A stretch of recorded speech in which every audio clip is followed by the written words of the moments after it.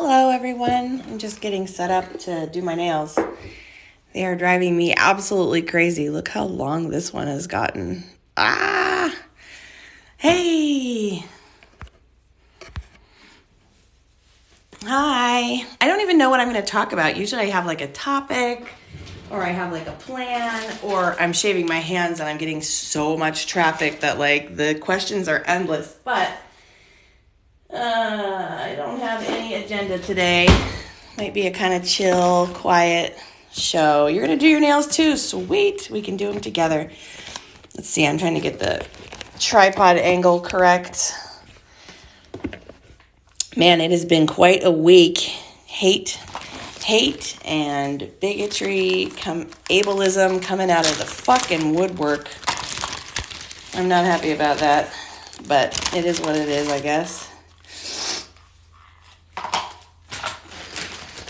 It's been really inspiring, though, to see all of the positive comments, and there's been plenty of that. Hi, everyone. Hi. I see all your hellos and highs. I'm just doing my nails. It's not going to be a thrilling show, but, you know, got to be done. Might as well do it on live and see if anybody pops in and has any questions. I'm happy to answer questions and talk about whatever you guys want to talk about because I didn't bring a topic today. I'm just going to do my nails. Your voice is perfect for voiceovers. Thank you. I never thought my voice was that interesting, at least not my speaking voice. I am a singer, and I know I'm, like, good at talking. Like, I love words. I'm an absolute linguophile, love languages. I love talking and orating and presenting. My mom was a public speaker. My dad is a public speaker. So, I think it's in my blood. Where are my things? Aha. Well, there's a lot of people here. Well, let's see. What could I talk about while I'm getting shit done? I would love to hear about your background in singing. Oh, well, yay. I'd love to talk about that. My dad is a musician, and he was in a band in the 80s and 90s in Seattle that was quite popular. They almost got signed, but didn't because the grunge scene was going on back then. And Nirvana, Alice in Chains, Soundgarden, Pearl Jam, all from Seattle were all being signed. And the record labels basically wanted that like heroin chic, depresso rock sound. And his music was about like light and love and happiness and world peace and stuff. And so the most of the people that wanted to sign him ultimately didn't unless he would change his message, and he wasn't interested in that. But nonetheless, they were kind of a big band, and so I spent my whole childhood at music festivals and going around doing just lots and lots and lots of music all throughout my home. So I've been singing forever. And then in high school, I was in some really amazing groups that traveled, and we competed, and I won some competitions, which was fun. So then I went to college to sing opera and jazz.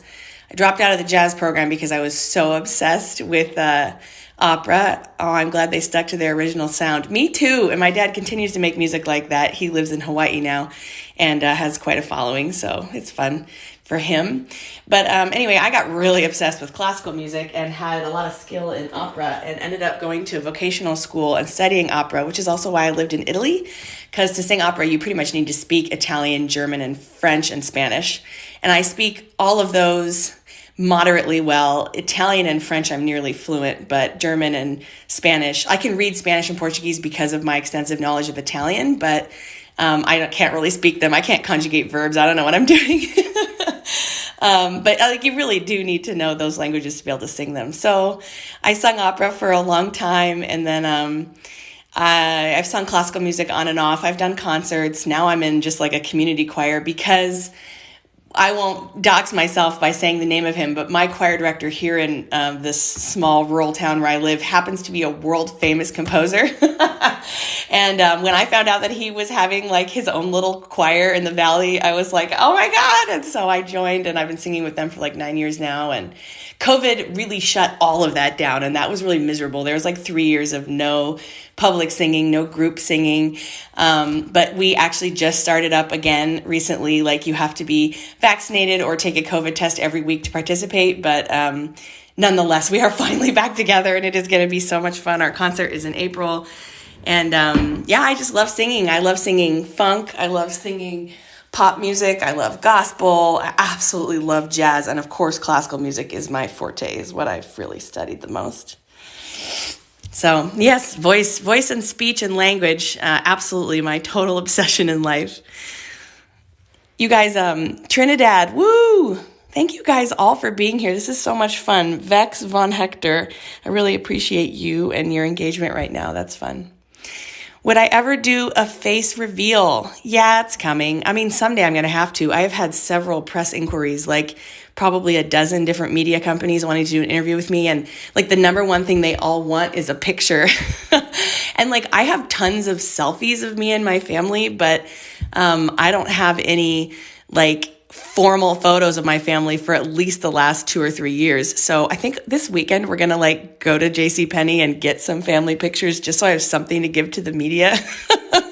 And so you'll probably see my face in like the Inquirer or the Star, the Daily Sun, or the Daily Mail, or one of these tabloid type sensationalist papers that want to write about me. And then at that point, the cat will be out of the bag, and then I might as well, show my face to the TikTok people. But I did really want to keep it onto the topic of the skin. Ultimately, that's what it's about. The page is completely focused for that, and I think that that's kind of a good move. So I don't really want it to be about me and my face. I could create like a spin-off account where I'm like doing me stuff, but like, do I want to? I used to be a vlogger on YouTube. Like at the very beginning years of YouTube, I had a really big YouTube channel. And so I know what it's like to be like a personality and like do a vlog about your life and like have everybody looking at everything you're doing and having all their opinions. And like, it just made me super neurotic, and I don't know if I want to go there again. Do it when you're comfortable. Privacy is a luxury these days. We love you regardless. Thank you. It really is. And that is also why I keep my kids off the TikTok. I show my son's hands, but they're just the most beautiful, smart, creative, wonderful little beings, and I would love to share them with the world. But the amount of creeps out there, even the comments that I get from creepos just on my son's hands and feet videos, make me sick. And I'm really glad that I'm not exposing more of them to that world. Thank you guys. Woohoo. Oh my God. Okay. Hang tight for like 10 seconds. I have to go run and get my AirPods because I think this mic is going to pick up the nail sander more than it picks up my voice, and I don't want that to happen. Hold on.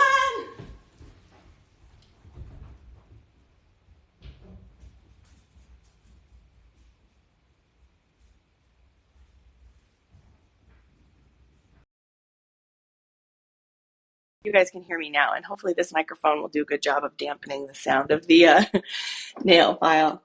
Okay, let me see what people have been saying because I've been missing some things. Happy I caught your live, Tay Treetop. Yay! I love you guys. Ma28, Charlie's Nath. Thank you guys. How long does it usually take to shave both your feet and hands? Hands takes about an hour per hand, sometimes an hour and a half, depending on how detailed and relaxed I am. Like if I'm in a hurry, I can do it faster, but I also, if I'm just watching movies or listening to a podcast or something, I can take as long as I want. So an hour to an hour and a half per hand. And then my feet usually take a lot longer because the shave itself will take like an hour and a half to 2 hours per foot. But usually I will soak them and then scrape them and then shave them. So that becomes more like a 5 or 6 hour ordeal for the pair of feet.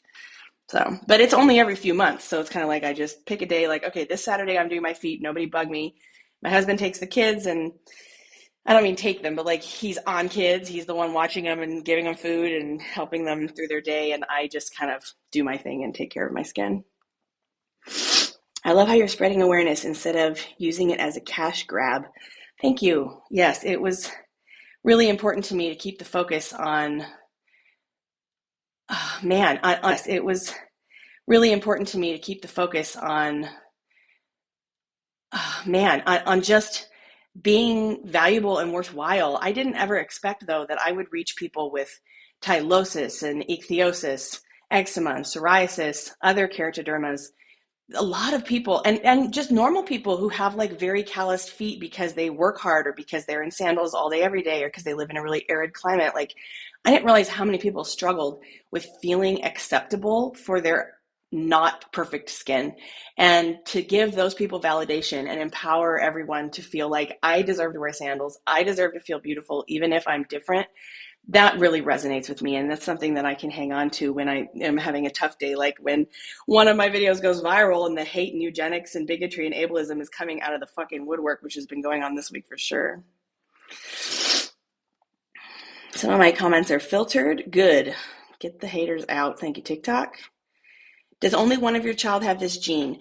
I actually don't know. They both may have the gene, but my daughter, it's not expressed. So that means that she could be a carrier, but she doesn't have the condition, whereas my son does. So one kid has it, one doesn't. And my husband doesn't have it. So that means my daughter probably would have to, if and when she gets married and has kids, she would have to have just the right genetic combination for any of her kids to have it, whereas my son probably will be guaranteed to have kids with it if he chooses to have children and so forth. Oh, I'm glad the sound is good. Thank you.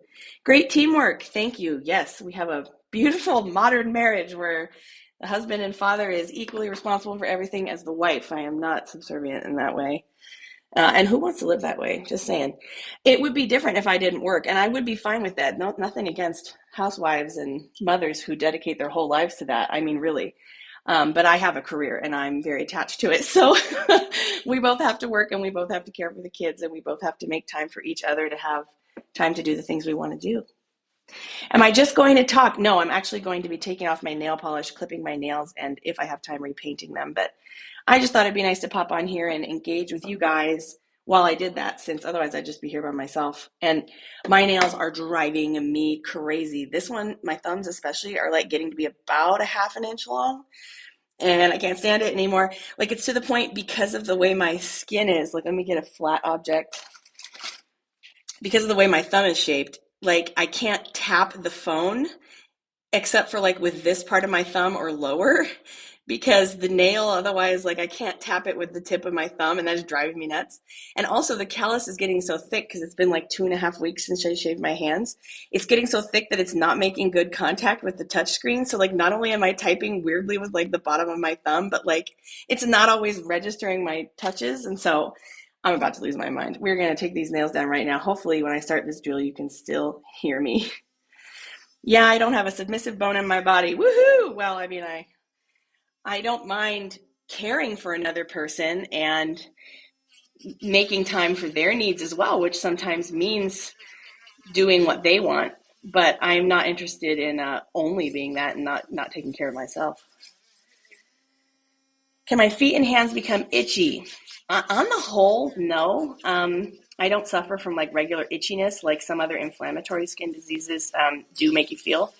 But if I'm sweating, it can definitely feel itchy. When I sweat, it takes a while for the sweat to come up through the callus. And that period of time of the sweat like soaking into and coming up through the callus can be a little itchy. Procure medical medium. You know, people have been bringing this up, and it thrills me that medical medium is so popular now. I was actually a raw foodist for a long period of my life, and I would like to go back to it. His protocols of optimizing your body's abilities through purification and optimum eating are incredible, and I will never say a negative thing about him. However, none of that can correct genetic mutation, and he has done videos and talked about how, like, if you have genetic damage, like say your hair has turned gray, which is a body's genetic damage as it oxidizes and you get older, the genes change and you start having white hair. You can't like become a raw foodist and start growing normal colored hair again. You're going to have white hair forever because that genetic damage is done. And in the case of my genetic mutation, no amount of clean eating and body purification and adherence to any protocols can reverse genetic damage. There are other ways that are starting to be discovered to reverse genetic damage, but not through food. Do I have fingerprints? They're in there. Fingerprints are formed in the layer below the outer layer of skin. So like, you have many layers to your skin, and the outermost layer is called the epidermis. And fingerprints are formed in the dermis, which is the next major layer of skin below the epidermis. So they're there in my dermis, but because my epidermis is all callus, they're obscured completely by the callus. And then of course I shave and sand them, which makes them super smooth, and then there's no print at all. Does it feel weird? I mean, I'm going to say yes, but I have never had normal skin, so I don't know what that feels like. Do you like any other nail polish colors besides glitter? Yes, in fact, I am on purpose going to do not glitter this time because I actually never do glitter polish. This is funny, but like the week that I started the TikTok, it was like after New Year's, and I had all this like Christmas dark polish on for a couple months, like Halloween, Thanksgiving, Christmas, fall themes. And so I was like, I want to do something fun. And so I like picked my brightest, most gaudy, sparkly nail polish. And that was like independent from TikTok. I just really wanted to have something fun and different. And then I like one day was like, you know what? I'm going to do it. I'm going to make a TikTok. And I just went for it. And then I did sparkle the next time. So I've only had a TikTok for like less than a month. And the first nail polish I had was sparkly. And then by chance, the second one I had was sparkly because I thought it was so fun. But I never normally do that. So we're going to do a bit more of a normal polish this time. I really should get a different bit to get in here and do my cuticles, but I'm feeling lazy. I'll probably come in with a better bit just to clean them up a little bit more. But right now I just want to get the polish off. Look how long that is. Oh my God, it's time to do it. Do I have an Instagram? No, I probably should make one. Right now all I have is a TikTok and a YouTube, and there are only 2 videos on that YouTube. I have a huge backlog of raw footage, like real-time shaving and other hand and feet work that I can upload to YouTube, and I just haven't made time for it. It's been sitting on my to-do list for like weeks, like, come on, you got to do this, but it's a little more complicated than that. My iMac is getting kind of old, and it's not interfacing with my iPhone very well, and so I'm not able to get videos and photos off my phone right now, so I have to like airdrop them to my computer, which takes a long time when they're really long videos, so I've been doing it kind of slowly over time.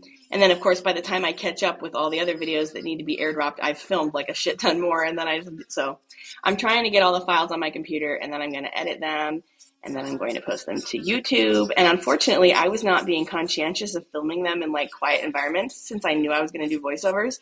And so all of my raw footage that I currently have to post on TikTok or YouTube is going to have to be like with music in the background.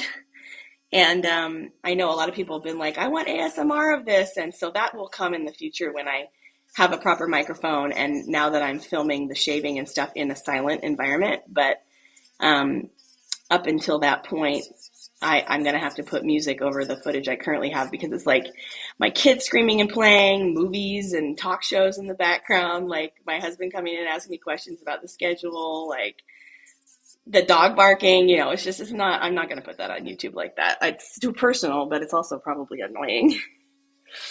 Face reveal. Oh yeah, I just talked about this. I will do it someday. I don't really want to though. I have experience being a personality on the internet in other forums, and it's a lot. It's kind of a lot easier to have people just see my hands and feet and have opinions about them than it is to have your whole personality and appearance and everything so under the magnifying glass, if you will. It's just a lot more stressful. I don't really want to deal. To any nail techs in here, I am sorry that I am using this sanding bit on my cuticles. Usually I would use a better tip, but I don't want to take the time to switch in and out between them right now. I'm just going to do this and clean it up later. Doilet Vapor. That's a funny name. I'm glad you love my videos. Can I get my nails done with acrylic? I can. In fact, that's how I began doing my nails in high school. I kind of went to a rich-ass preppy school. I was not well endowed in the financial sector. As a child, we didn't have very much money, but my school district on the whole was wealthy, and so all these girls like got their Starbucks every morning before coming to school, and they got their nails done every week, and I kind of wanted to fit in. So I actually went and started to get acrylic nails in high school. And so I actually went and started to get acrylic nails in high school. And bless those amazing Vietnamese nail techs. They were so kind, despite being so perplexed by my condition. And they actually were the ones who were able to get the callus off. because it grows up the underside of the nail. And I had never been able to cut it down because the quick, like the part with blood and nerves, also grew up the underside of my nail. And so I didn't know, oh my God, look at all these roses. Thank you. I didn't know how to take it down. And so what they would do, they were like very blunt with me. They were like, we can clip these like a little bit every time you come and just put iodine on them to stop the bleeding. And eventually we'll be able to get it down low enough that it's not growing up the underside of your nails. So I let them, I went through that pain and suffering while getting acrylic nails and fills and, having them polish it. We didn't have gel polish back then. So it was like enamel polish under a fan and all that. But yeah, so I got acrylic nails all through high school, which I really don't need. As you can see, my nails grow very long and very strong. Like I can't bend this nail. My nails are just fine without the acrylic, but I wanted to fit in. And so anyway, they did that, but they taught me how to get the callus off from underneath my nails. And that was really profound for me because I have been able to maintain that since for the rest of my life. And so I now have nice nails instead of nails covered in callus on the bottom, which was really weird looking. Veronica something, you are sending so many freaking roses. I don't even know what to say except thank you. It's so fun. When your appearance is out there, people can be really cruel. Yes. Now, I mean, I think I'm good looking, so I'm not worried that people are going to be like, oh my God, you ugly, get out of here. But I did have a very popular YouTube. In fact, a couple of people have commented saying, oh my God, I recognize your voice from YouTube back in the good old YouTube days. Because back in the early days of YouTube, I had a personal vlog. That was a pretty big deal.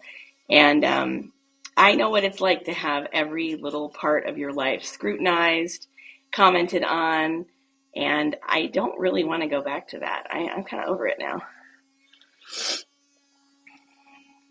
Veronique Kalniak, I'm not sure how to say that. Thank you for all the roses. That was insane, and I really appreciate it.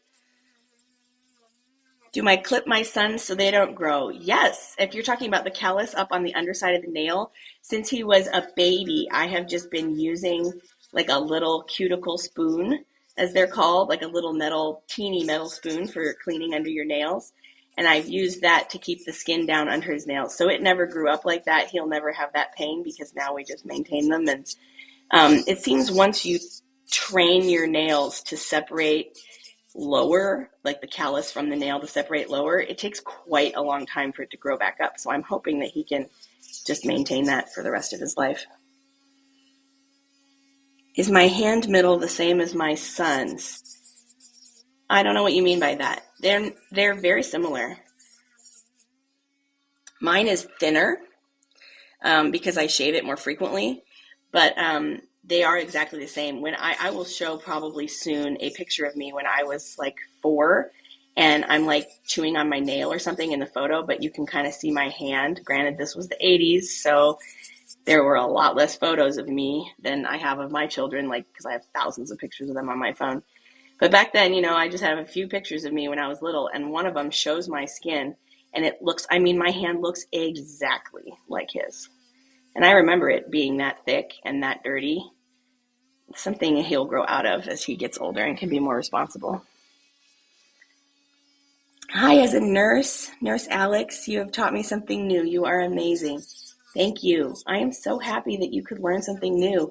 Whenever I see someone from the medical professions in my comments commending me on my work or being grateful they learned something new, it gives me a unique kind of thrill.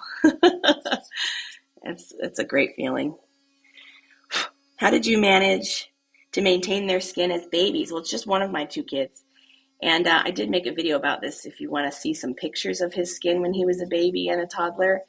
But essentially, I would give him baths every day, and his hands would soak for like 20 minutes. And then I would come in with a gentle scraping knife, like a not sharp table knife, and just scrape off the excess that was dead. Essentially my foot scraping process, but like a little bit daily. I also did use pumice stones and like gentle sanding tools to rub it off, which doesn't really keep it down, but it did keep it from being so dry and painful. And then when he was 2, I started clipping his fingertips and stuff, sometimes his whole fingers, with the cuticle or the nail clippers that I use, the hangnail clippers. And then when he was 3, there was one day where his hands were just filthy and looking really thick. And I just went, you know what, we're doing it. And that was his first shave, and we've been doing it ever since. This page is so informative. Thank you for sharing this. You're welcome. I never expected so many people to be learning so much, because it's not just people with this condition. And that's kind of where I thought I'd be a little too bit of a niche, is because I have such a rare condition. But it has apparently helped people with all sorts of skin conditions, not just in the educational aspect, but in the feeling seen and validated and worthy aspect, which brings me immense joy. What nail polish am I going to do? I don't know. What do you think I should do? I want to do something solid and not sparkly to prove to the world that I don't only wear sparkly polish. I was thinking about maybe like a plum color, or maybe like a reddish berry color.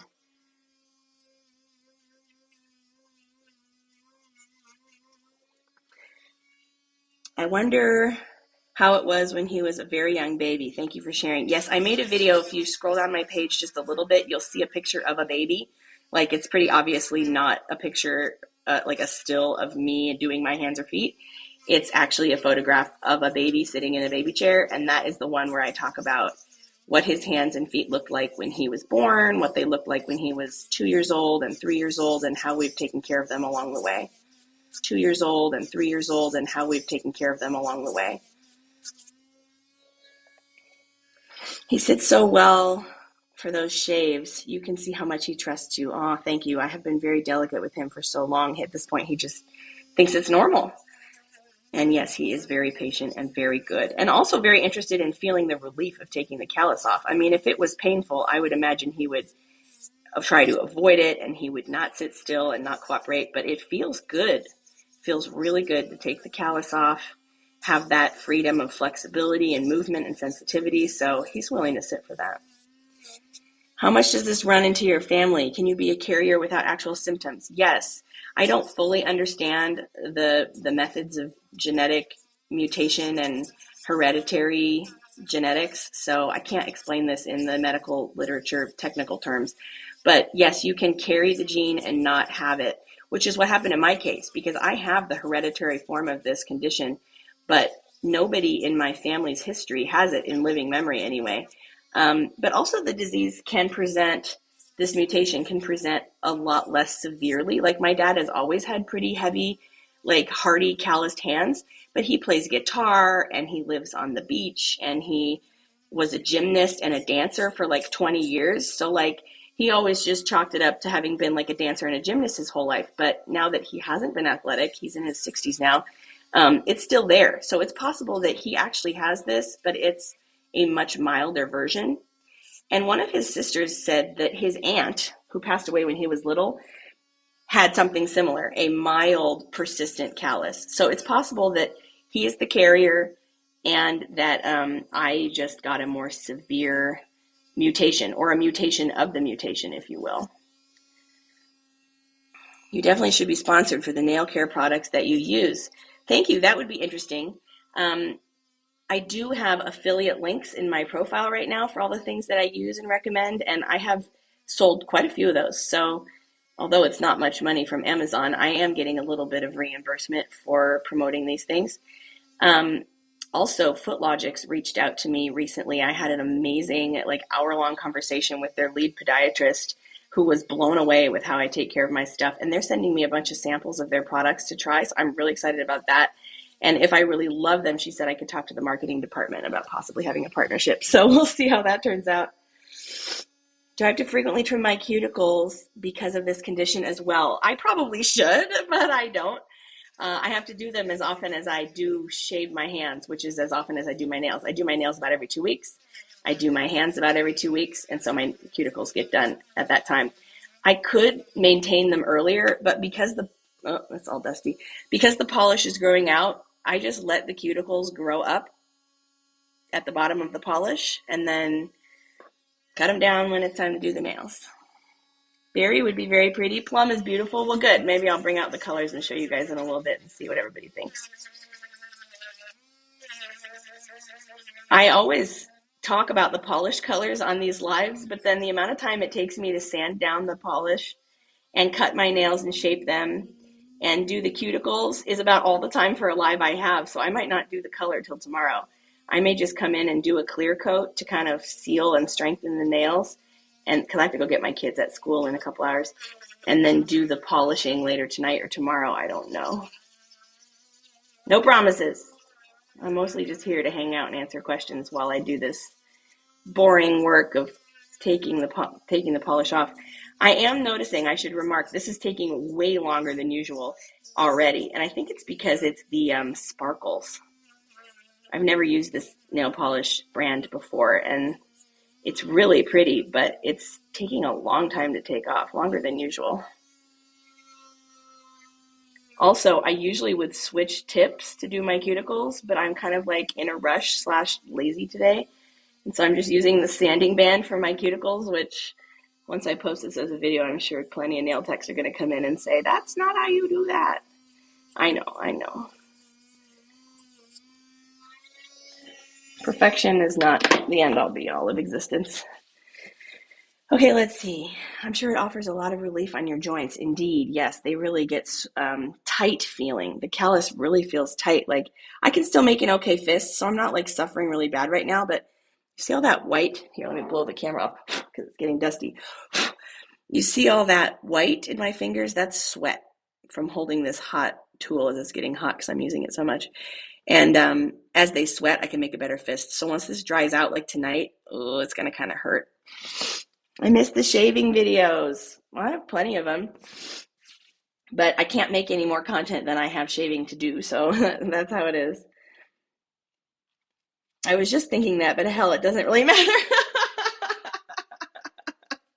Just Josh. Well, yeah, I mean, ultimately, like, if you get it down, you get it down, but like, I could do my cuticles better. Look how kind of sloppy they are, and that's because this gets really hot and doesn't do a good job with the cuticles. So I guess I'm going to take the bulk of the cuticles down with this and then probably come in with one of these tips that's better for, like, this one is really good for doing cuticles. This one too, to do the details. So I may come back in and do that when I'm ready. Can you develop this, or is it only from birth? This particular mutation is lifelong. It begins, at conception in the womb. It's a mutation that's in your genes, and so it's lifelong, meaning it starts at birth. However, there are lots of types of focal PPK and non-epidermolytic PPKs that present later in life. So there are definitely ones you could get as you're older. Focal PPK is essentially the same mutation, but instead of the keratin 9, it's keratin 1 and 10, or sometimes keratin 1 and 9. And in the case of focal PPK, you don't get it, like mine is called diffuse EPPK, and diffuse means it's spread all out evenly. Focal means like wherever your pressure points are, it's going to develop there first, and then it might spread if left untreated. Focal PPK, also because it is non-epidermolytic, you can use skin grafts to remove that mutated part of your skin and put normal skin back on, which is still research and development, but it has been done successfully. Whereas mine, because it is epidermolytic, because it is diffuse and my whole skin, you can't just take off your entire hand skin and graft it. Your body rejects the graft and tries to grow back what it thinks is normal skin. So it's from birth, and there are other kinds that are not from birth. Alice is hot. I'm going to come back and do that later. Owie, good morning from Australia. Good morning. Did I know my son had it in utero? No, I did not have genetic testing done on him as a fetus. Same with my daughter. We also didn't genetic test for Down syndrome or any of that. We kind of had the perspective that whatever this child ended up being, that was who they were, and we were going to love them and raise them regardless. So I know some people think that would be very irresponsible, but so be it. That's what we thought was right. This is so satisfying to watch. Oh, I'm glad, because this is just nail polish. Has to be done. And man, this glitter polish is giving me hell. I've never had a polish so hard to take off. Like the band is getting really hot, which rarely happens. Usually it just comes off like so fast. But these sparkles, they do not want to be cut off. They get really hot. I think they're like actually metallic glitter. So looks beautiful. Pain in the ass. Ow. Hello, my fave TikToker. Aw, hello. I'm glad you could come and hang out. I have no topic for this live. I just wanted to do my nails and thought this would be a good opportunity to hang out with everyone. So if you have any questions, let me know, because that's what I'll talk about. Are my nails thicker? Absolutely. It is not clear how much this condition affects the nails. I've had a couple of doctors speculate that they're thicker because I moisturize my hands and cuticles all day, every day, which can lead to healthier nail growth. But most people with this condition do have thicker nails.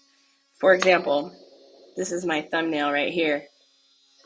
Oh, there's a little bit right there. There's no gel polish on top of this. I can't bend it.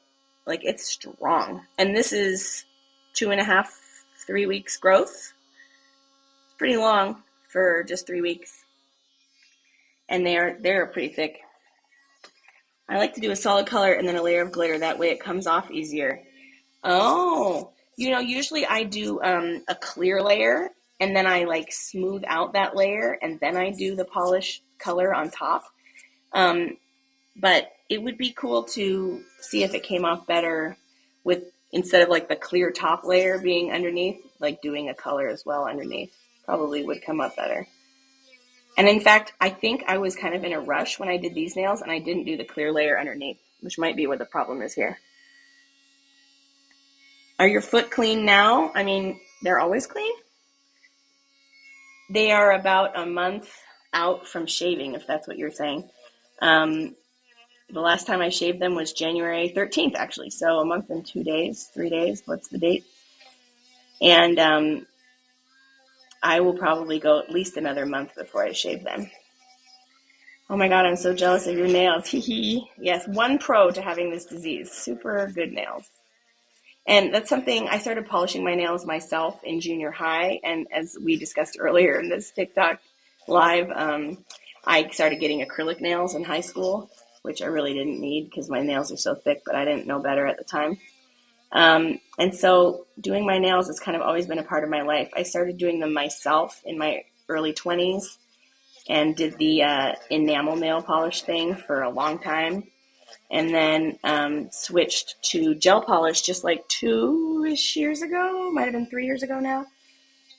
And I love the gel because it makes my already strong nails much stronger. And also, of course, it lasts way longer than the enamel. You don't have to sit there and wait for it to dry and probably screw it up and then have to redo this nail and that nail and then have it chip off 5 days later anyway.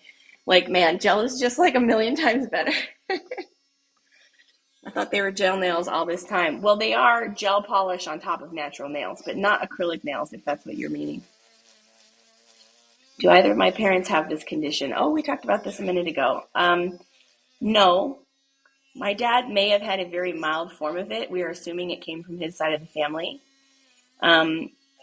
Because also, he was a dancer and a gymnast his whole life, like starting at age 4. And he's had heavy calluses like his whole life, but nothing like mine. But now that he's in his 60s and the only thing that gives him calluses is playing guitar, he still has pretty thick calluses. It looks more like tylosis, though. If you've ever seen that, there's a girl here on TikTok who just like pulls and peels her calluses on her feet off. I forget her username. But she has tylosis, I believe. She has not answered my question of, do you have tylosis? But her mother has it, so it's a hereditary callus that's not a hyperkeratosis like mine. And I'm going to guess it's tylosis. Anyway, my dad's looks like tylosis. And one of his sisters, my aunt, said that his aunt had pretty heavy calluses on her hands that persisted lifelong as well. So it's possible that I have a more severe mutation of it and that people in my dad's family actually do have it and it just really isn't as bad and therefore nobody really remembers it that way. Hello, I'm that Meg. I use solid so you can still see the color with the shiny, but it's less glitter overall. Yeah, I like doing that as well. I have done that in the past. But this new polish was from a brand on Amazon I got that was like super sparkly, and I thought, let me just like go for it. 100% sparkle. Oh, I thought you did your own manicures. I do. Something I enjoy. And I'm doing a very slapdash job because I just want to get it off. I'm not using the right tip to get in and do my cuticles. So be it. I'll come in and clean them up later with the right bit, but I'm just trying to get a general overall removal of the polish, smoothing out of the surface, and removal of the cuticles right now. They look gorgeous. Thank you. This is a random brand, probably a knockoff brand from Amazon. Gaoy is how it's spelled. I bought it because for New Year's I wanted to do some sparkly white nails, and none of my sparkle polishes were really cutting it. And I had a few days, so I just ordered some random sparkle polish set on Amazon, and I actually really love it. It's very strong, cures a little better under my light than the Beetles polish that I usually use, and they had all these fun sparkles. So I'm digging it, but I'm also not going to do sparkles this time. I want to change it up. Also, because I'm almost always using this same backdrop for shaving my hands, it'll be nice to have a different polish to like differentiate the different shapes, because otherwise it might kind of look like it's all the same video, and it's not. Sorry, it's way down here, guys. I forgot I have to hold it up to the camera. Let's see. It looked great. The color looked really nice on you. Thank you. Yeah, that's particularly this rose gold I really have enjoyed. Let's see. Is there a reason why you started doing nail care on your own? Well, when I did my own polish in junior high, I didn't really know what I was doing, and they never looked very good. But middle school, which, I mean, I was an early teenager, and of course I didn't know anything. But once I got acrylic nails for a few years in high school and had the techs polish it themselves, I kind of got artistically interested in it. Like, well, I could do this. And so, like, I was already shaving my hands all the time. So I just thought, well, why don't I, like, translate that into doing my own nails as well? And so sometime in my early 20s, I started doing my own nails. It wasn't because, like, I didn't like going to the nail salon, although I didn't love it. It's expensive, and you have to, like, I had to re-explain my condition all the time to the different people. But, like, I actually just got interested in it as a hobby. And then all these years later, I'm just still doing them. One of my best friends did buy me a manicure because I was still using enamel polish up until like 2-ish years ago. And so for my birthday a couple of years ago, I think it was 2020, she was like, I am taking you to get a freaking manicure so you will try gel polish and shut up about how you don't want to use it because it's so much better. So I was like, all right, fine. So we went and I got a gel manicure, and immediately I was like, oh, this is way better. This is like sort of acrylic nails, but without the hassle of acrylic tips and fills, and I'm sold. And I bought a lamp and I bought some gel polishes, and the rest is history. Honestly, as long as you're comfortable, you know yourself best. Thank you. You are right about that. What drill do I use? This is Air C nail drill. It's like not the most powerful one, but it's more powerful than the really basic ones. I got it on Amazon. It's not bad. I kind of want to get a more powerful one because doing my whole nails or doing my fingertips, this gets hot, and that's kind of annoying. And like I know that the more powerful ones, they don't get as hot. If you burn your hand or feet, does it hurt very much? I have never burnt myself on my palm or the sole of my feet. Like, I've gotten burns all over my body and other places from cooking or like touching something that was unexpectedly really hot. But I have never burnt this skin, something that was unexpectedly really hot. But I have never burnt this skin. So either it doesn't burn or its tolerance to burning is just way higher, and I have never tested it to its burn point. I can kind of use the skin at this point of thickness like hot pads. Like I couldn't grab something out of the oven, but I could grab like an extremely hot thing out of the microwave and pick it up and turn around and set it down on the counter, and it wouldn't hurt. I wouldn't even barely feel it. But if you know anything about thermodynamics and heat, it will transfer through anything. Just like if you put a hot pad in dynamics and heat, it will transfer through anything. Just like if you put a hot pad in the oven and then pull it out, it doesn't stay cold. It just stops the transfer of heat through the mitt for a while. Or just like if you put gloves on and go outside in the cold, they'll insulate your hands and keep you warm for a little while, but eventually the cold is going to make the glove cold and make your hand cold too. So the same is the case with this callus. Like, it can shield the heat for a second, but it will eventually transfer through. And then it will be really hot, and I can't like make it cool faster. So then I kind of have like this hot thing stuck to my hand for a second. So it's not the and I can't like make it cool faster. So then I kind of have like this hot thing stuck to my hand for a second. So it's not the advantage people think it is, but I can grab hot things. Mooncat is expensive, but the colors are phenomenal. Ooh, I will check that out. Because I'm getting really sick of like the limited and sometimes lame colors of the Beatles polishes. And I don't really know like what brand to go to from there, because I'm actually not very well versed in like gel polishes. I'm not a nail tech, as you probably can tell by how sloppy I'm doing this. If you pass through Tennessee, I'll do some nail like gel polishes. I'm not a nail tech, as you probably can tell by how sloppy I'm doing this. If you pass through Tennessee, I'll do some nail art on you. Ooh, thank you. Is the clubbing of your nails due to EPPK, or is it due to something else? You guys, I'm going to turn off this nail drill for a second because it is getting hot. Yes, it's due to the condition, because the callus grows up the underside of the nails. And so I actually talked to my doctor about this recently. If you'll notice, these nails are not clubbed. These nails are growing pretty typically. Same with my thumbnail. But on my high use fingers, the ones that I use the most often, they do curve downward a little bit. Part of that is from like pressure on top from like doing things, but it's mostly from the callus growing up under them and pulling them down. But somebody mentioned that in my very first live, and I happened to have an annual checkup with my doctor coming up. So I asked her, like, do these look clubbed to you? I do have a history of heart disease in my family. Or do you think it's just the skin? And she examined them pretty closely, and we did actually do some blood work, and I got a CAT scan just to like clear out all questions. And it's definitely not heart disease related in my case. It's just the skin. But not everyone who has this skin condition has nails that curve under. In fact, a lot of them, you know how I'm telling you, it grows up the bottom side of the nails.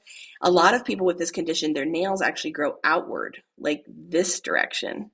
And so I think I was very lucky to get my nails done in high school and have the nail techs like fastidiously cut down the callus on the underside, because it has prevented them from growing all awkwardly. Amazing. Good for you. Thank you. I will buy your hand skin. I appreciate the offer, but it is not for sale. Gel polish is considered a nail enhancement too. What do you mean by that? I'm curious. You should check out Sally's Beauty Supply. They sell gel polishes you can't buy without a license. Ooh, I don't know if we have one here. I live in a rather small town in a mountain valley. My husband and I have a homestead, so we moved kind of away from society. And so I don't know if we have one, but we might. And if we do, I'll check it out. Or maybe they have a website. Dios mío, qué bien. ¿Dónde estás para hacerlos? Again, I can't really speak Spanish, or is this Portuguese? My God, how good. Where is Esas para hacerlos? I don't know what that's saying. I find it doesn't burn. Thanks for giving me a name to it. Always wondered. You're welcome. Yes, if you have it too, then you'd know. It really doesn't burn. My parents said that when I was a kid, I would walk out on our deck, which had like a tar covering on it, and I would like not even notice that it was hot and just be walking around when it was like burning hot tar. Not like wet tar, but like tar paper.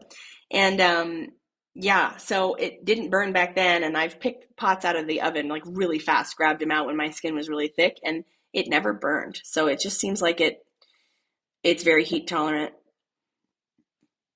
Miley is good. Thank you for telling me. All right, drill back on now that it's cooled off a second. I have 2 more nails to take polish off of, and then I'm going to clean up these cuticles and start trimming them shorter. It always pains me to trim them shorter because they look so pretty when they're long, but I just cannot function with super long nails. They get in the way of everything. So I am not one of those girls.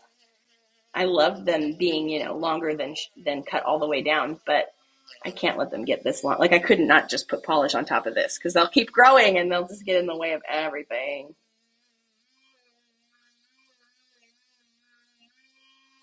Ooh, it's still getting really hot though. Same with sand and pizza rolls. Yes. In fact, okay, so the one thing I have made a mistake of is picking up like a chicken nugget or something that I just cooked in the oven and not feeling the heat. And so thinking it's like normal heat and then like putting it in my mouth and be like, oh my God, it's burning. And that's definitely happened to me with like tea as well. When I've made a cup of tea, I'll pick up the mug and I can't feel the heat. And so I think, oh, it's probably cooled down a bit. And then I put it to my lips and like burn my tongue. So, whoops. Definitely happens. And you'd think that like I would get used to just assuming things were hot, even though I couldn't feel it. But because the length of my callus is always changing, because I'm shaving it off and then it grows out, and I'm shaving it off and it grows out, my brain sometimes like forgets that the callus is thick right now, so you should be careful. And conversely, sometimes my brain will forget that the callus is thin right now, and I'll go to like pull something out of the microwave after having freshly shaved hands, and like it'll be burning hot, and I will like yank my hand back and just be like, "Oh my God, I forgot things are hot when they come out of the microwave." So unless I'm actually thinking about it, I can actually make mistakes sometimes like that.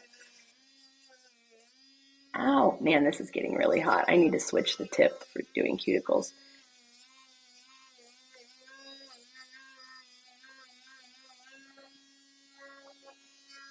Hello, everybody new. I'm just doing a quick slapdash job of taking off this nail polish so I can cut my nails shorter. And I'm also following improper techniques to take my cuticles down. Viewer beware. But we're having fun hanging out. Is there anyone else in this audience right now that has a form of palmoplantar keratoderma? I would love to hear from you. In fact, something I'm starting to think I'm going to do is I'm going to contact all the hundreds of people who have it, who have messaged me, and ask them, can you tell me exactly how you care for your skin? Because I want to kind of create a census if me and ask them, can you tell me exactly how you care for your skin? Because I want to kind of create a census, if you will, of the TikTok EPPK community and see what people do, because everyone does something different. Like I have had some people tell me, one person said they shower for like an hour every day, and while they're in the shower, they use a pumice stone and a foot file to scrub it off as much as possible. And like, oh my God, see, I don't have that type of time. Another lady said that she pumice stones daily at the sink every time she washes her hands and then comes in and does a shave like I do about every 2 months. I've had other people say that they use a Dremel. Some people use the Dremel sander like every 2 weeks like I do when it gets thick.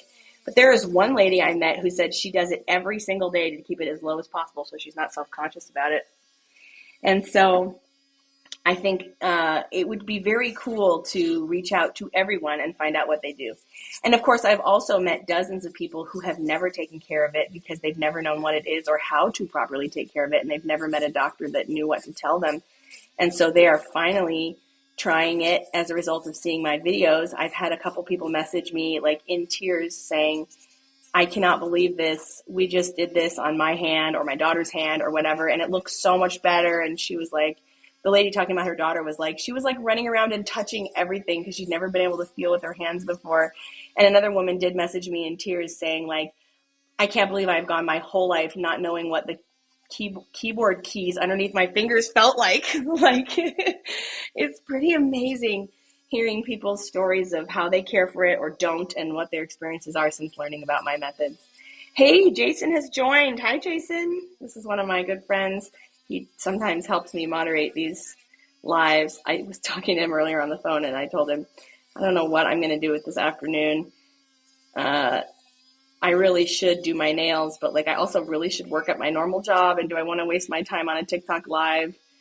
But my nails are driving me nuts, and should I just take care of them? And so I'm glad I'm taking care of them. It feels good, and I'm happy to be here answering your guys' questions, because you sure have a lot of them. Hi, can you say hi, Lily? Hi, Lily. Hey, I'm so interested in your skin. I'm currently doing a project talking about it. Now that's cool. Like, is this a project for school? And did you pick your topic because of my TikTok, or did you have the topic already before you found my TikTok? Oh, I'm so interested. I've never taken mine down that far, so waiting to see if I want to try. That's honest. I appreciate your telling me that. Um, I definitely had messages from people saying that I'm so fascinated by what you do. Your hands look way better than mine, but I'm also scared to do it. And I've told everyone who sent me a message like that that you may want to try sanding before shaving if you don't already sand. Although I think you said you use a Dremel, but if you use the shaver correctly, you can take off really paper thin layers. And so if you hold it at the right angle, and I have a couple videos in my tools playlist about this, if you hold the tool at just the right angle, you won't be taking off chunks.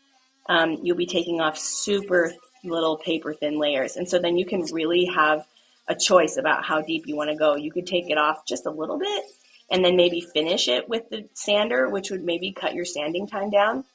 Or you could just go in repeatedly, like over and over and over, like I do with this shaver, and get it down as low as you want as well. I find that the sanding, because of the vibration, reduces the sensation in my hands, so I can't tell how deep I'm going. Whereas with the shaving, with each layer, I can totally tell whether that's deep enough or whether I want to do another layer or two. Big hug from Portugal. Hi. I don't want to be mean, but is it a condition you're born with? And your child is so cute. Thank you. Yes, we are born with it. It's a genetic mutation that lasts lifelong. And there's no cure, there's no medicines, except these days there is gene editing therapy, which has been successfully tried with EPPK a few times. So it's possible that within the near future, in my lifetime, and definitely within my son's lifetime, his genes will be able to be edited. To not have this mutation any longer. And that would be fucking phenomenal. What other body systems do you feel like have been affected? None. There have been some links to different keratin mutations and heart disease or breast cancer, ovarian cancer, and like in the case of tylosis, there's a very strong link to esophageal cancer. But in my case, and with the tests that my doctor's done for me, no other systems seem to be affected at all. Some people have epidermolytic palmoplantar keratoderma as the result of Papillon-Lefebvre syndrome or Olmsted syndrome, which are other genetic disorders unrelated to skin. And those people do occasionally have like oral lesions or cancers in other parts of their body. But if you just have it like I have it without any other comorbid diseases, there doesn't seem to be much effect. Hello from Scotland. Drellium. I use a foot file every 2 days, but I noticed more recently I'm starting to feel heat more. Hey, you must be getting a little thinner. So the nerves are in your dermis, the skin underneath the epidermis. We have the skin in our outer layer of skin, which is called the epidermis. And beneath that is where the nerves are. So the thinner you can get the callus, the more it will function like normal skin, and you'll have sensation. You'll have access to those nerves when you touch things, and they'll sense more. Hello from Scotland. Hello. My sister is next to me. She's asking, why have we never seen your face? I haven't done a face reveal yet because I really wanted this whole TikTok to be about the skin, about the condition, and to reach people with skin conditions. And so I just didn't want to make it about my face. However, someday I probably will do a face reveal. Okay, let's clean up here for a second. Like a whole shit ton of nail dust.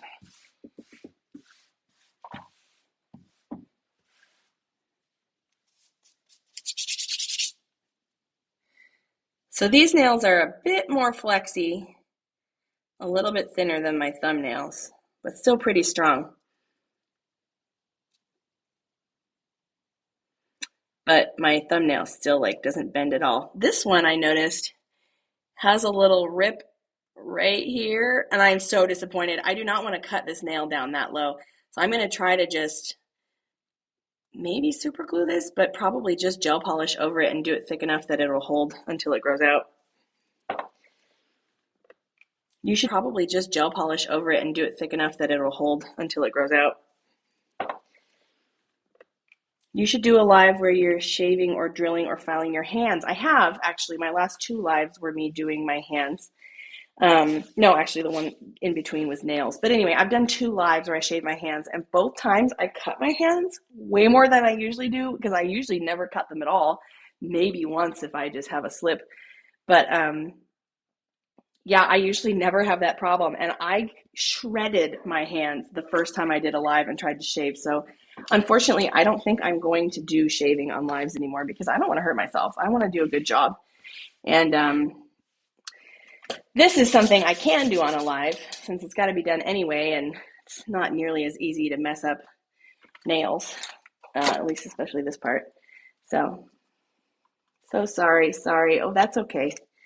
That's okay. It was my own fault for being way too distractible. Okay, I'm going to try this tip to clean up my cuticles a little bit more. I tend to not like this one because it like stabs me.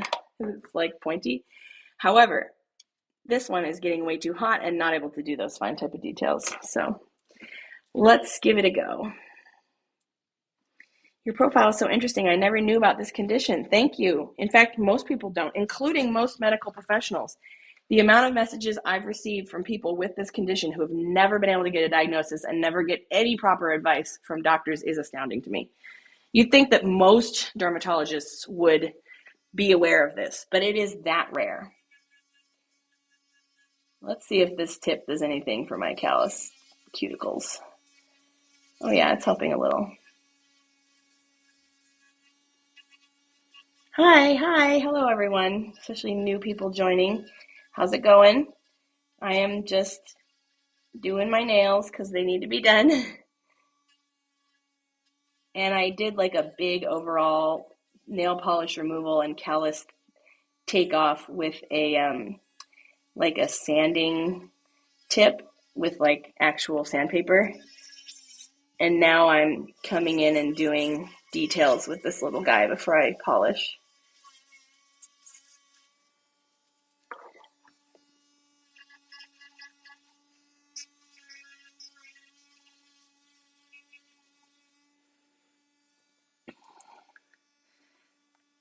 I am currently, oh, this is the one doing the project. I'm currently doing a project about it. I came across your page and you informed me so much about it. Thank you. You're welcome. That makes me so happy.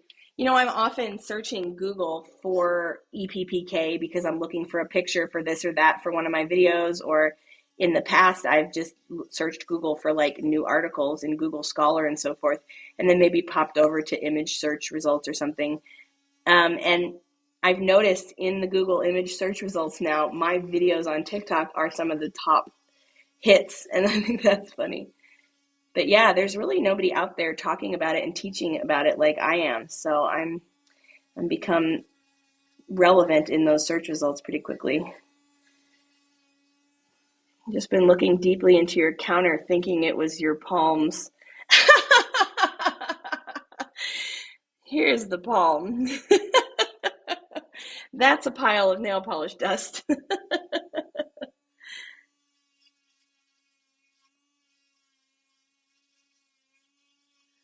Hi there, love your content. I'm excited to see the face reveal in the future. Lol, you guys. I was talking about this earlier in the live, but I've been a vlogger.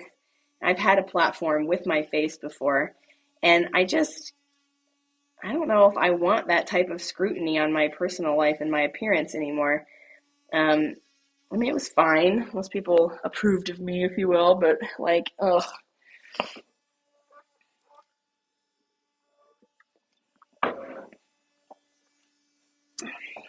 How come you don't want to share your face? And somebody else said, she just explained why it's all about the skin. And that's right. I want to keep it about the skin.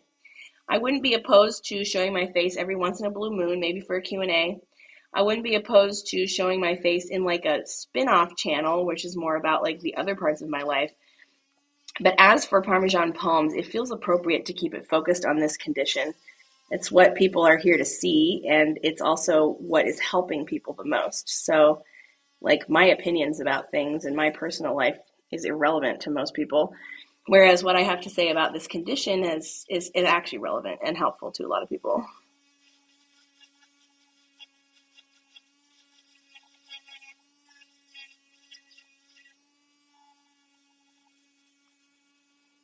All that cheese. Well, in this case, it is nail dust, but yes, my skin does produce a lot of flakes.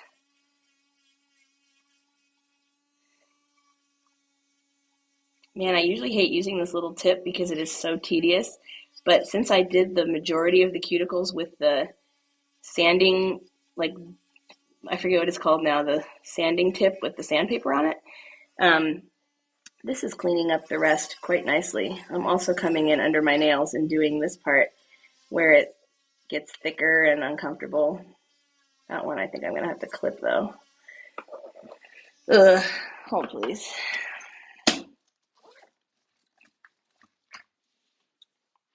How do you grow your nails that long? Well, it's a mark of this condition. All that extra keratin growth in my hand and feet skin also grows in my nails and my cuticles. So this is about, I don't want to say 2 weeks growth because even though I did my nails 2 weeks ago, I only cut them to about here. So it's probably about 3 weeks growth. They're really strong. So I'm just lucky. My nails grow super long and super strong.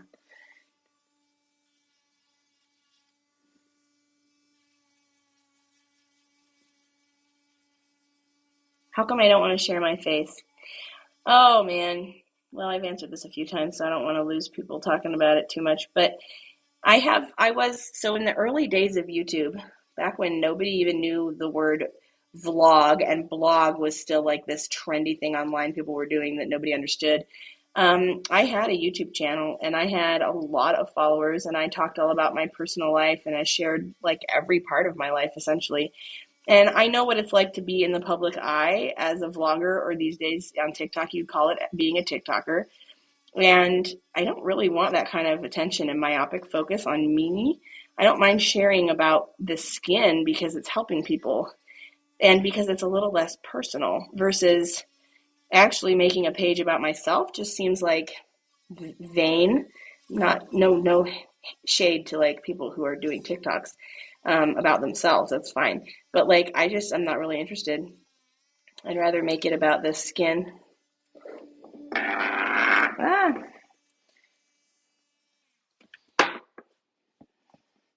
All right, this person asking me if I eat my skin. No, I don't. You can go away now. I must have awesome hair with all the extra keratin. Thank you for that idea, but unfortunately, no. I mean, my hair is nice. It's all right, but it's not like extra lush and gorgeous. It's definitely dry and frizzy a lot of the time because it's like half curly, half straight mess of hair. Um, but the uh, the keratin gene that is mutated is only one keratin that is expressed, meaning it influences the skin on the hands and feet. So my mutation, ow, my mutation really only affects my hands. Do I feel insecure because I'm beautiful? I can't tell if I should read this. Do you feel insecure because you're beautiful? Or do you feel insecure because you're beautiful? I do believe I'm beautiful. And I, thankfully, in my older age, I'm in my late 30s now, I don't feel so insecure, but I did feel insecure most of my life.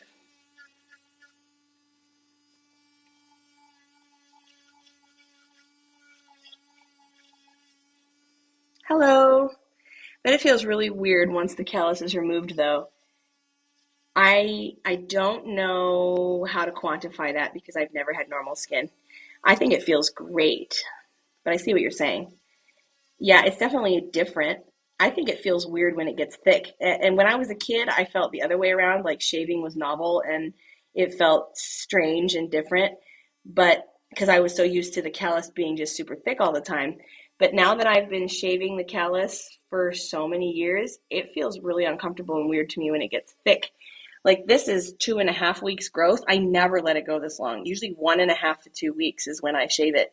So this feels so foreign and bizarre to me right now.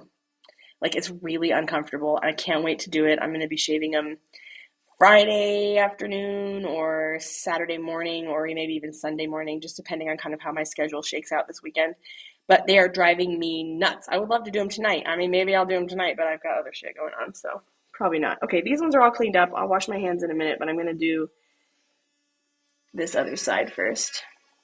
Can I do one of the foot peeling masks on my hands?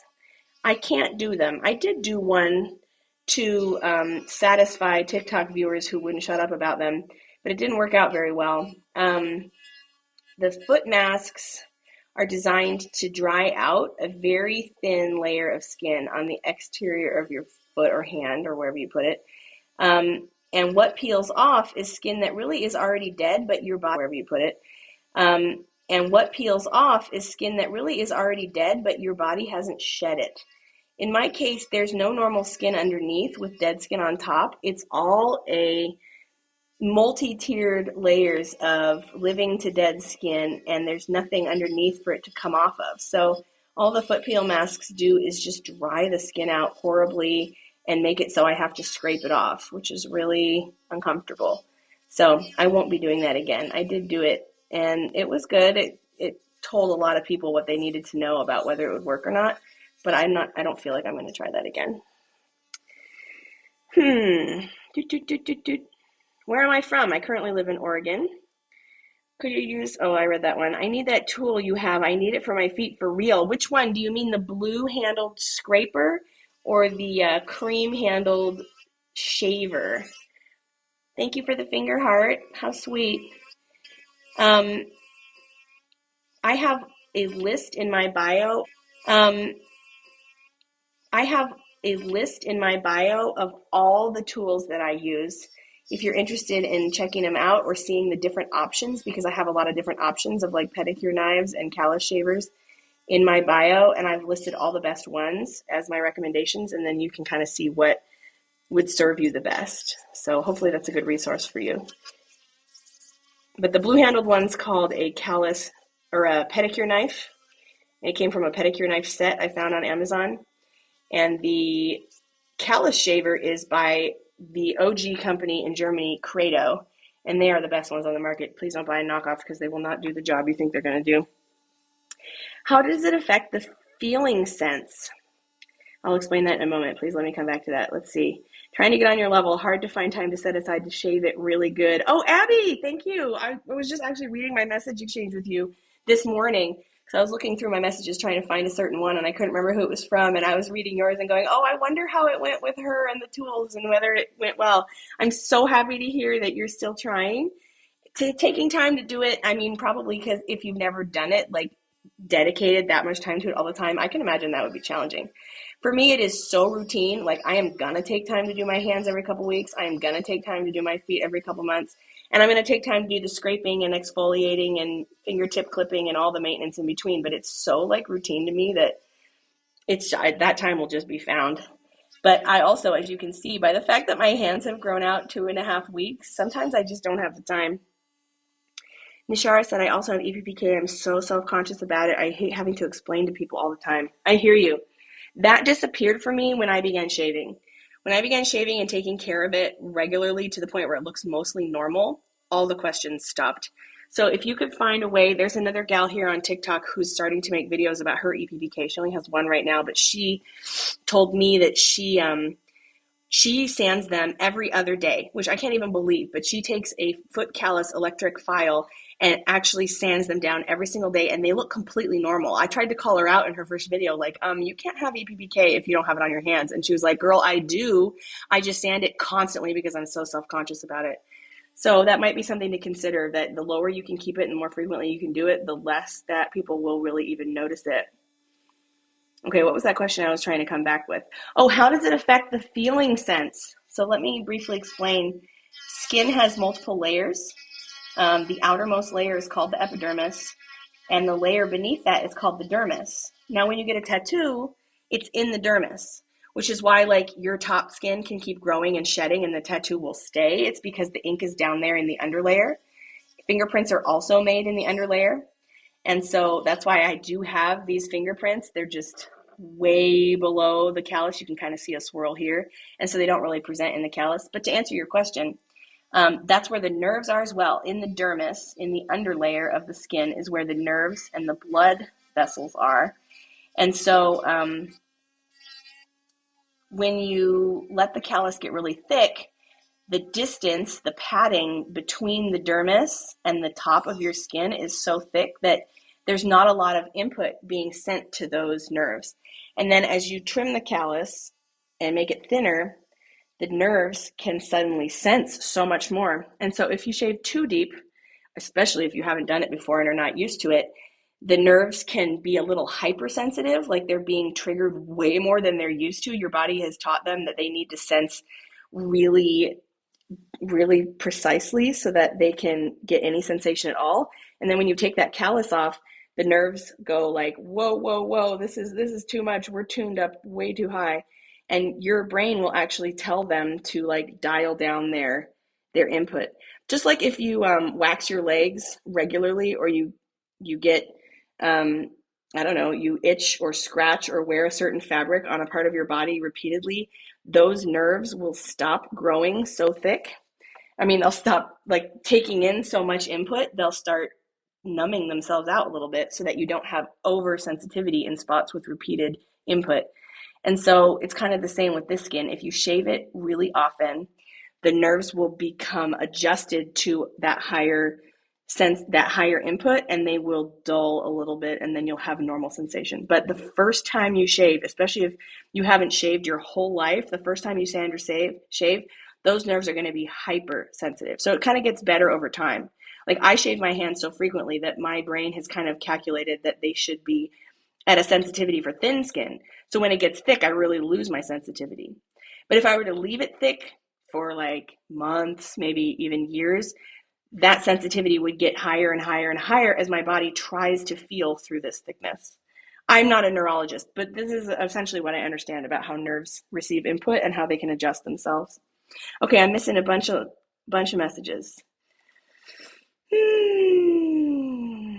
Do the edges of my palms hurt where the skin transitions? No, that is a common question because it is so red, but they don't hurt at all.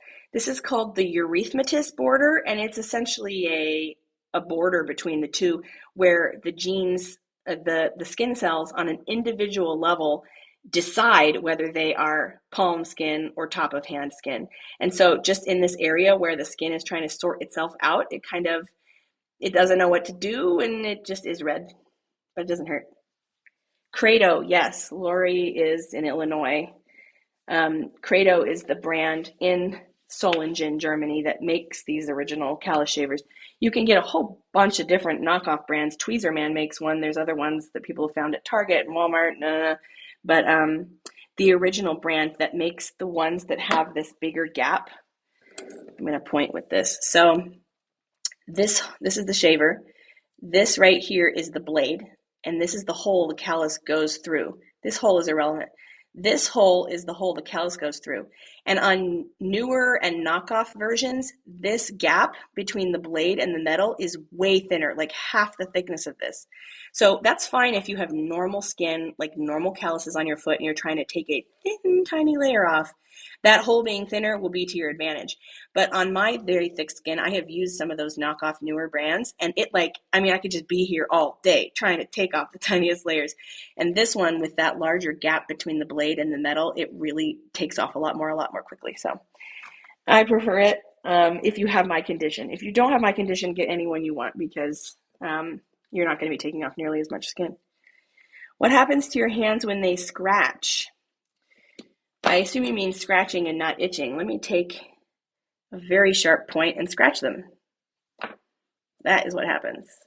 And I can feel the pressure of that, but it doesn't hurt at all.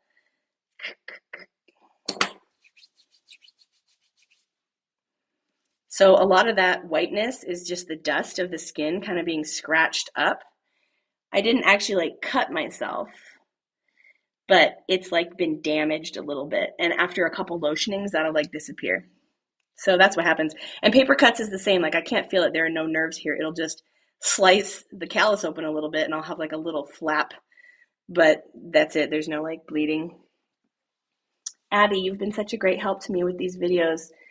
What's the other girl's name? Her channel is Footology. I'll give her a shout out here. She spells it Futology. she just made one video with her holding a handful of her foot shavings saying, I have epidermolytic palmoplantar keratoderma. And I was kind of rude. I'm just going to own it. I came into her comments because it appeared as if she just shaved some form of keratoderma off her skin, didn't know what it was called, saw my videos, and then decided to like say she had EPPK because it was very similar to hers. And so I was like, well, wait, you can't just like call it that because it's similar. You have to find out what type of PPK you have if you're going to make videos about it. And so I was like, it looks like you don't have it on your hands. You can't have EPPK if this is not on diffuse, like fully across all hands and feet. And then she was like, oh no, I definitely have it on my hands, but I sand them down every day or every other day because I'm so self-conscious about it and I work in the public sector and I don't want to deal with people's questions all the time. And I was like, oh my God, show me your process for your hands. And she said she definitely will. And that was like 2 weeks ago and she hasn't posted anything else since. So maybe if you guys go follow Footology, Futology, she'll make some more. I'm fully here to support anybody with this condition when it makes videos. There was somebody else who started making videos, not like she's going to continue, but she made a couple videos to show me what her hands and feet look like. And she was like, I'm not trying to copy you. And I was like, girl, even if you completely copycatted me, I'm not going to be mad. There needs to be more awareness. And this is obviously content that people want to engage with here on TikTok. So like, go for it. There's not any competition here. I'm still going to be shaving my hands and feet and my son's hands and feet all the time. And that content will be up there. I don't think you're like going to steal views from me. Do you know what I mean? Like, that's fine. So anyway, that was that other channel. Let me scroll and see if I see what I missed because I'm talking a lot and not reading as much. Abby, I'm so happy to hear from you and to hear you say that. Thank you. It warms my heart. I was wondering if it affects your nails at all or are they just stronger or anything? Yes, it does. They grow super long. This is about 3 weeks growth on my nails. If I were to like cut it down to the pink, that's 3 weeks growth. But usually I cut them down to about middle of this length or even 2/3 cut off. So 2/3 of this is 2 weeks growth. So I'm going to say it's about 3 weeks growth. I went to Disney World. It was so annoying because you have to scan your thumbprint to enter parks. Yes. Oh my God. I have heard of places beginning to use thumbprint ID sort of stuff to have entry. Like I know some school systems use thumbprint for like the school lunches to pay and stuff. And how unfortunate that that is what they're choosing instead of like retinal scan or Face ID or something else that is a little more universal. I know that it's actually really rare not to have fingerprints, so I'm unique in that sense. But it's not just EPPK, like people with eczema and psoriasis on their hands, people with tylosis, ichthyosis, other rashes, other symptoms of medications or other diseases can cause burning, irritating, itching, flaky calluses on hands and feet. Like there's too many skin diseases to rely on fingerprints as a formal way of like entry or verification of identity. So I hope the world moves away from that. It is more common to have eyes than fingerprints. So a retinal scan would work. It's more common to have a face than it is to have fingerprints. So like Face ID technology could work. There's a lot of things we could do differently. And I'm sorry to hear that you had a hard time at Disneyland because you didn't have fingerprints. That is such a bummer. I hope a doctor find a cure for it. Thank you. They are working on this. Anybody here heard of CRISPR? Like the Simpsons episode where Homer had a cast in his tongue and afterwards he could taste colors. Yes, exactly like that with the nerves. Okay, I ordered it, says Drellium. Woohoo! I am so excited for you. Please follow up with a message after you've tried it. Let me know if you have any questions because I have lots of answers. Could you show us how you send is? I think you meant to type something else. You painting your nails today too or no? Yes. I have to go get my kids from school in 1 hour. How much can I do in 1 hour? I could probably cut and file and do a clear and maybe start the color. But we'll see. I'm sorry, guys. I'm terrible at doing this in the right time frame. If you were to cut your palm, would it heal faster than elsewhere? I have noticed wounds on my hands heal extremely rapidly. But I'm also one of those people who like cuts on anywhere on my body heal really rapidly. So that could just be me. If you have a private TikTok, can you do one for information on certain health issues? Thank you in advance. That's an interesting idea. I'm not a doctor or I'm not a medical professional at all. This is just, I'm a person with EPPK. So I don't know if I could do an informational TikTok about health issues, but I am really good at research and absolutely love it. So that's an interesting idea. I'll think about that. Maybe I'll get brave enough to post some videos, block everyone I know in real life first. Abby, you should let everybody you know in real life follow you first because they love you and would love to learn about you. Although, truth be told, so I have told everybody in my real life, like I'm doing this TikTok, it's about my skin. Do not feel obligated to watch. And a few of them do, and a few of them like refuse to watch because they think it's so disgusting. And I own that. That's fine. Like I cannot watch pimple popping videos. I would rather die than watch a pimple popping video. So, if one of my friends decided to be like a Dr. Pimple Popper and like pop pimples and like cut off cancerous lesions and stuff, I'd be like, I love you and support you to the moon and back, and I'm never watching your channel, your page. But also, like, you never know who's going to be into it. One of my friend's husband, he's like obsessed with it. Not obsessed with the skin at all, but in watching the channel grow and watching how the comments come out and like watching how the engagement, interactions, and popularity kind of fluctuates. Like he is absolutely fascinated by the social media aspect of it. And one of my sisters, I have two sisters. One of my sisters is not interested in watching at all because she has dermatillomania and it makes her want to pick at her own skin, and so she can't watch it, which I respect that. But my other sister, she has OCD and anxiety, and she absolutely loves my videos. She's like, I can't wait for the next one. Every time it comes out, I'm like sitting on the edge of my seat. So like, I really encourage you to just be open and wild about it. Like the people who care will watch it. The people who don't, tell them. You don't have to watch it. I don't care if you support me this way. I just, I'm not going to hide it from you. You don't have to hide. Like how you sand this dead skin. Can you show how you sand it? I'm curious. Oh, well, I usually shave it. And yes, I have videos about that and I have done it on lives before, but I'm not doing that today. I was born with my hands and feet that way, and all my kids and family on my dad's side never knew there was a name for it. Oh, Laura, I'm so glad to meet you. There are lots of names. If you have hereditary EPPK and it looks like mine, then yeah, you do have the exact same thing. And let me tell you, when I was 18 years old on Google searching for like super calloused hands and feet, I had gotten a diagnosis when I was a toddler that just was palmoplantar keratoderma. So I was searching like palmoplantar keratoderma, palmoplantar keratonesis, keratosis, like all these different terms that I'd heard thrown around.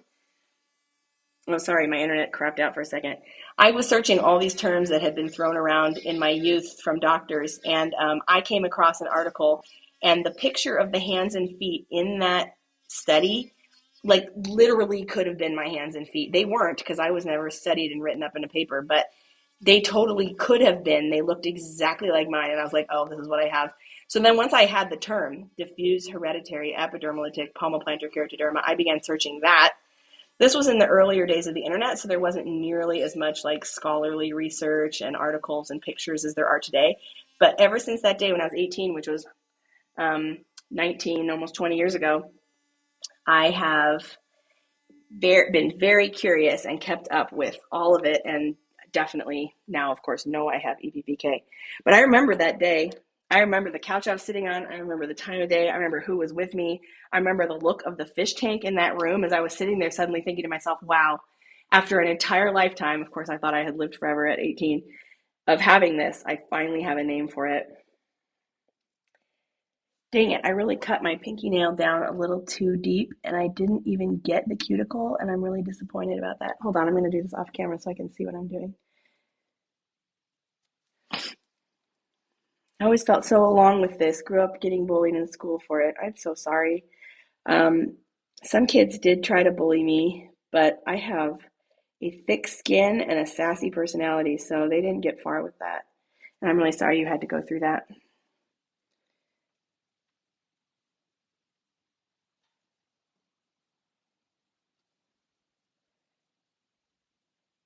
Okay, hold on, folks. I'm just trying to like do some TLC on this pinky nail, which is like not sanding evenly. I'm like over sanding one part of my nail and not getting the cuticle off, and I just can't do it on camera. I need to see it really up close. Okay.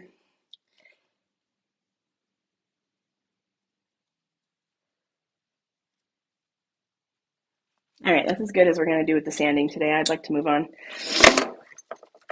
Boopity boopity boo. Uh-oh. Cover for one of my tools popped off. All right, cleanup time. Hold on.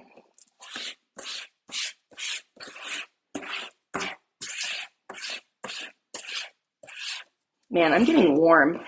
I wish I could just step outside for a second, but I really need to keep going. My hands don't overgrow, but my feet do. So glad to meet you. People just don't understand. It says Abby. Yeah, you guys are right. People just do not understand. That is one of the reasons I'm so passionate about this TikTok is because I would like people to understand. Here we go. Goodbye, long ass nails that are in the way. Look at that. Whew.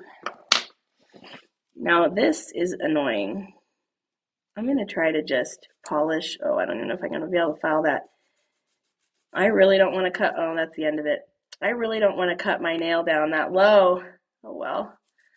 That one's going to have to be low because of that rip. That rip happened a few days ago. I was out working in the garden and I just like flexed my nail the wrong way by accident and it tore. It actually tore like way down here and it's grown out a little bit since then. Oh my God, that is like so short. I can't even stand it. I'm not gonna go that short with the other ones, but it is what it is. Oh, TikTok's reminding me I've done a live for 90 minutes. Don't forget to take a break. I wish I could, but here we are. Everyone's here. I don't want to just go step away for 10 minutes. Good night.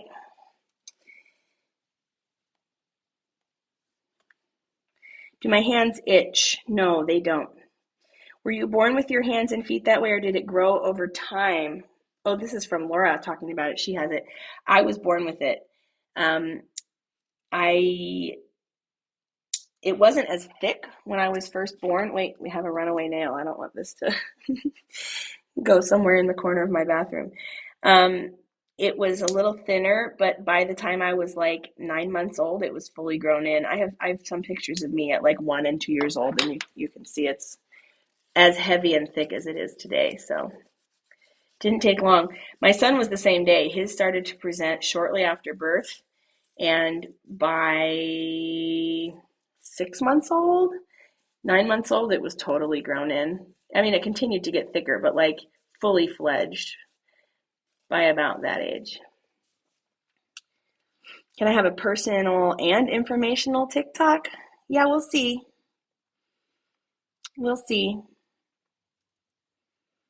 Are you going to post anything other than your condition? I'd love to know about your life more. Thank you. That is something that people keep saying. I'm not very interested in it at this moment. I might someday have a spin-off personal account just to talk about like whatever else people want to talk about that's not skin related. Yes, mine was fully all there by 6 months. Yeah. When it's genetic like this, it can't grow in the womb. It's too wet. And also, the palmoplantar's skin isn't very developed in the womb. It grows just thick enough to be born. That's why babies' hands are so fine and delicate and their nails are so thin. It's because you haven't started all that keratin production for the tougher skin that you need out in the real world. So once you're born, you're like anybody, this is anybody, not just people with EPPK. Once you're born, your palmoplantar skin and your nails really begin to thicken up. And so our condition, your hands come out at birth looking almost normal, but then like very rapidly become calloused. It started off like blisters. Yeah, it started off like little pockets. My son's was like on the tips of his fingers, just little pads. And if you picked at them gently, they would peel off. So for like, I don't know, a couple of weeks, he had just these little pads on his palms and like a tiny little pad here and a little pad here, which is probably exactly what you experienced. And then you could kind of peel it and flake it off, but it just kept growing thicker and thicker and thicker and slowly took over the whole hand. Do you use regular nail polish or gel? Ooh, I use gel. I was very resistant to using gel forever, and I finally was convinced by one of my best friends to go get a manicure for my birthday in 2020, and they used gel polish, and I was like forever changed, and I'll never go back to enamel. I mean, because enamel polish like takes forever to dry. You probably are going to damage it while it dries. Once you've spent an hour or two getting this perfect manicure that took forever to dry, then it will like chip off in a few days. And like, oh, I can't believe we did that to ourselves, but we didn't have anything better. These days, gel polish is absolutely where it's at. We got some long fingernails here in this little pile. This makes me think why it starts only after birth, like babies are born with hair, some, but not this. Yes. In fact, a lot of our systems, like the only thing that is fully formed on a newborn is their vital organs. So, like the heart, the lungs, the kidneys, the liver, and the intestines is like fully formed. But like the joints haven't been filled with cartilage and all the ligaments yet. The muscles are very tiny and very weak. They haven't really been developed at all. The skin is very thin. You have like no hair. So we're born like at just the right time when our bodies are not going to like suffer too much from having a giant baby inside of us. And the babies are just enough developed to survive in the elements, but not really. And then over the first year of life, you develop like hair and good strong nails and thicker skin, and also all your joints get totally formed and all this connective tissue gets fully formed, so then you can like crawl and walk. But that's also why babies are so delicate and they don't do any of that, because they can't yet. By the way, I didn't learn any of this until I was actually pregnant and was learning about like fetuses in the first year of life and like what the stages of development are for babies. Like most people don't think about this until they're having a child, and then it's like, oh shit, I better learn about babies. My son's hand started off as a thin layer, just showing ridges around 6 months. Tomahawk 248, nice to see you in here. Sounds similar. Sounds very similar. What's the easiest way to remove the skin? I'd say the easiest is sanding, which is probably why most people do it. It takes the least amount of skill, and you can do it very frequently, low risk of hurting yourself. Fastest, though, would be shaving like I do, but it definitely takes more skill, patience, practice, higher risk of hurting yourself, so not as easy. Your nails are a lovely shape. I have nail envy. Thank you. You know, I'm envious of those ladies who can do like the pointed nail or like the coffin nails because mine are always just like very round. But I did use square nails when I had acrylics back in the day, but I do love my shape. Thank you. But I've never been able to do like those other shapes without it just feeling super weird. And so I just don't do it. But I wish I could. I think they look really cool. How often do you have to shave it all off? So it's personal preference. Some people sand their hands every couple of days. Don't mind these scratches. I was demonstrating what happens when you scrape and scratch and try to cut the skin. Some people do it all the time with a sander. Some people use a pumice stone or a sander like every few days, and then they come in with the shaver and do a big, this is a shaver. They come in and do a shave like every couple months. Some people never shave and just sand down every few weeks. I personally prefer to shave them every 2 weeks. This has been 16 days of growth and they're getting way too thick for my comfort. Like I can still stand it. Wow, look at the difference in those nail lengths. I can still stand it, but I do really want to do them. I've been saying for like 3 or 4 days now, like, oh my God, I need to shave my hands. But I've been busy.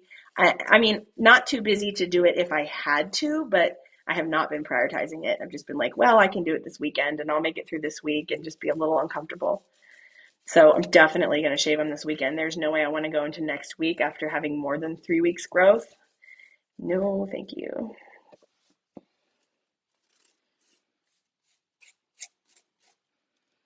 Uh-oh, my internet connection is jumping around. Let me see if I'm on the right.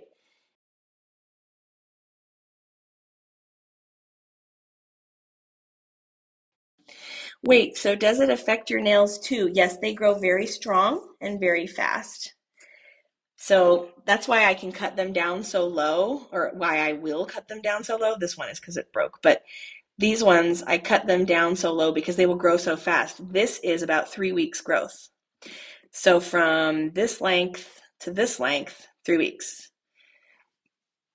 The best pumice stone I found is actually a toilet bowl cleaning tool. Lol, the regular ones do nothing.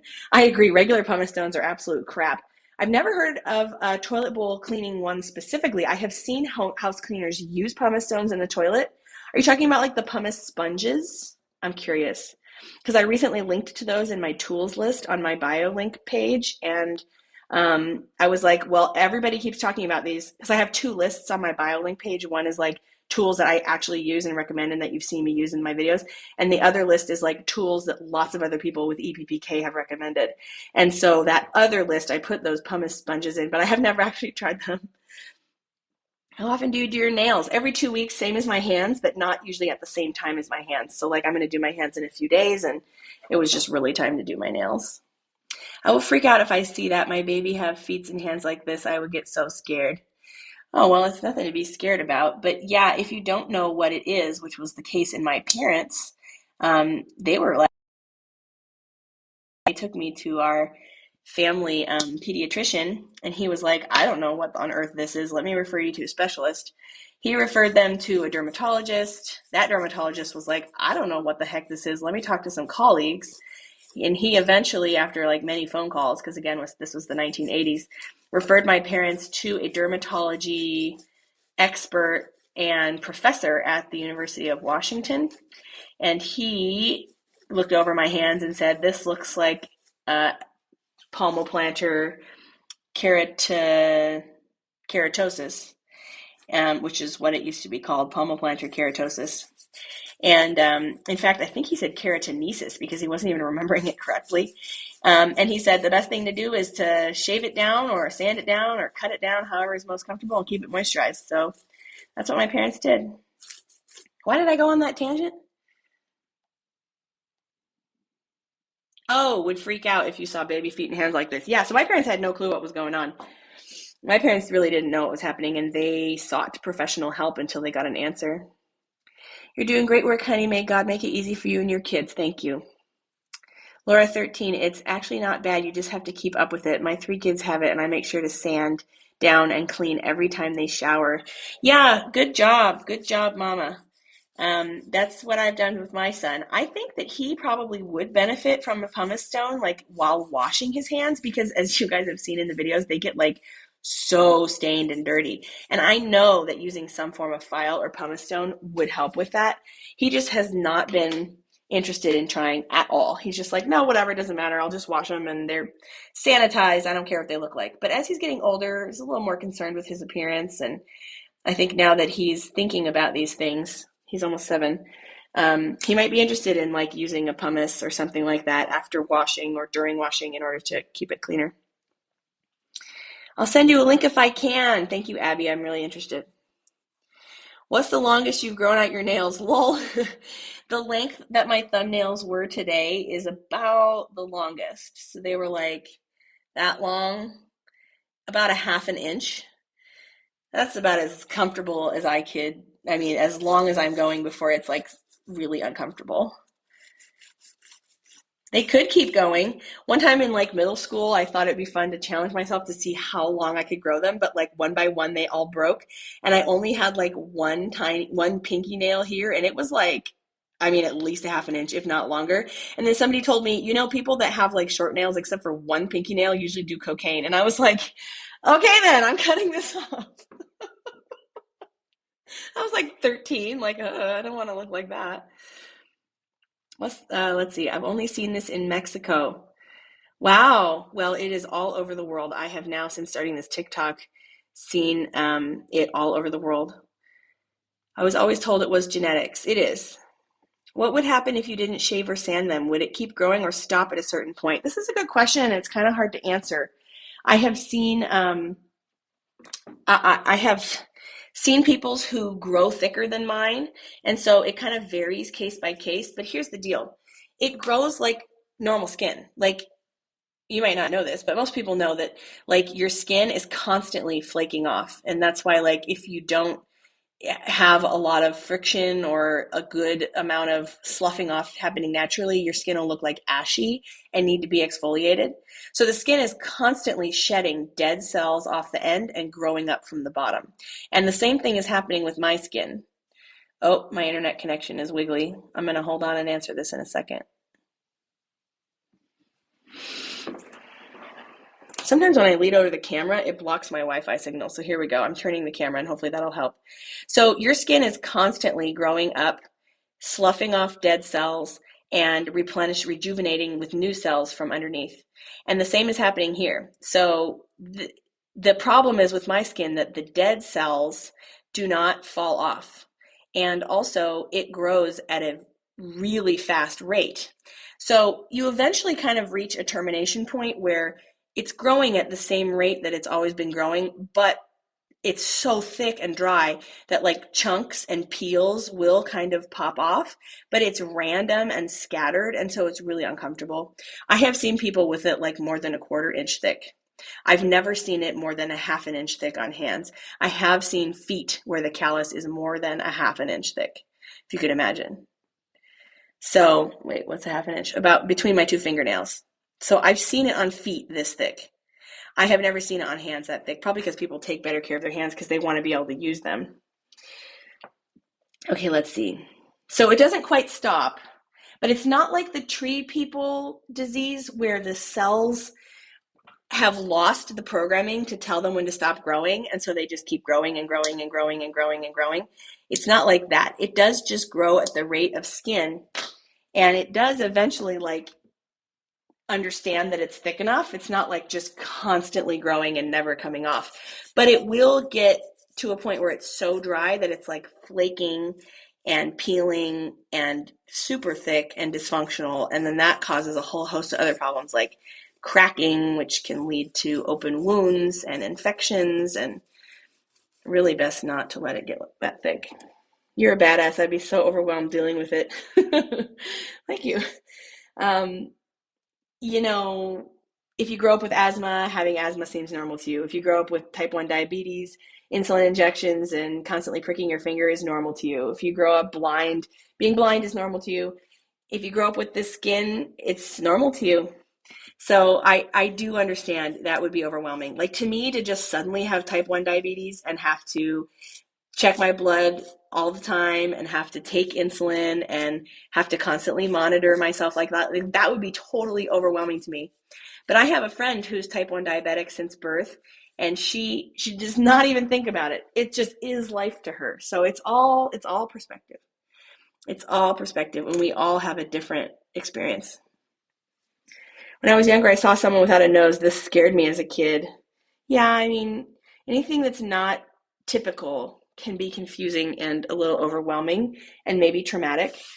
I'm sorry that you were scared. I'm sure that person didn't mean to scare anybody, though, you know? You are amazing. I can just tell. Thank you. Thank you. Does it hurt when you shave? No. It's dead, keratinized, dead skin. So it feels like cutting nails or um, cutting hair. Whoa. Oh God, that one went flying. I don't know where. Oops.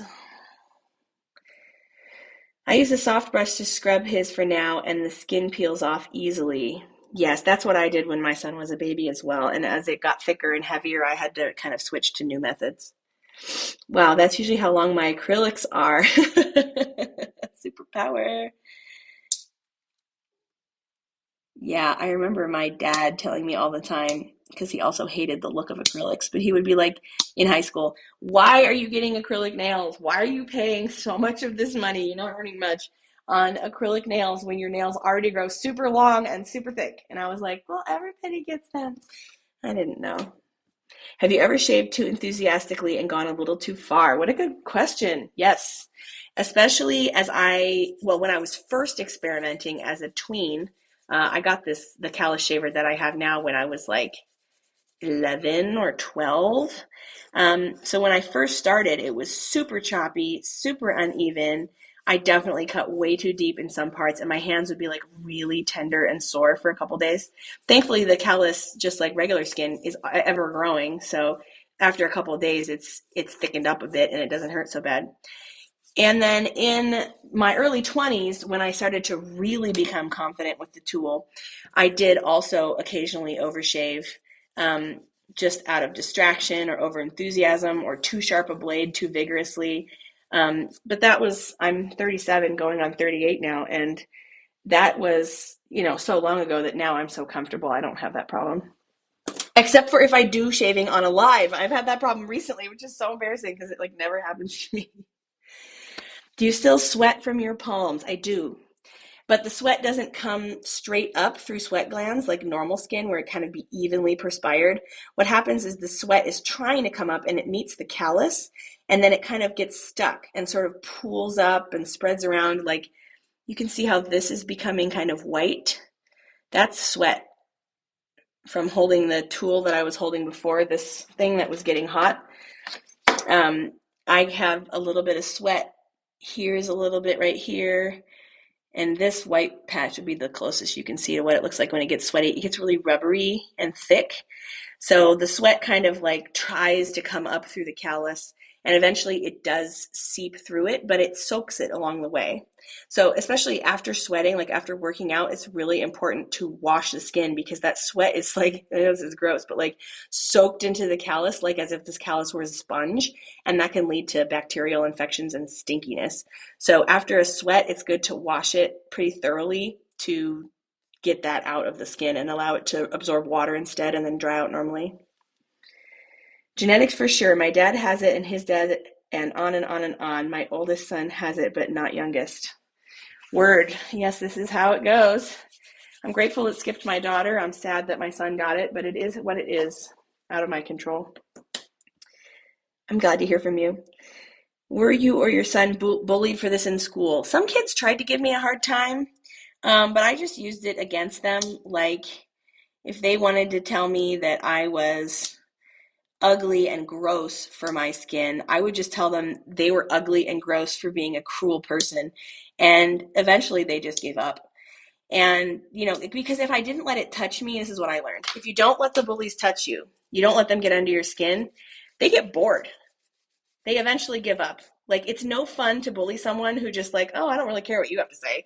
So that worked for me. And my son, I've given him the attitude of just like, if anybody gives you shit for their skin, just tell them, well, they're a stupid head and move on with your life. And he does. He has not been bullied, but some kids have been a little cruel, like, oh, that's weird. And he'll come home and tell me, like, matter of fact, he has such a strong personality. He'll just tell me, like, so and so was telling me my hands were gross. So I told him to go fuck himself. I mean, he's 6 and I'm ashamed that he's using that language. But also, I mean, I'm really glad that he just doesn't give a shit. Thank you. You explained it really well. Oh, good. I'm glad. Sometimes I feel like I am rambling and I have no good answers.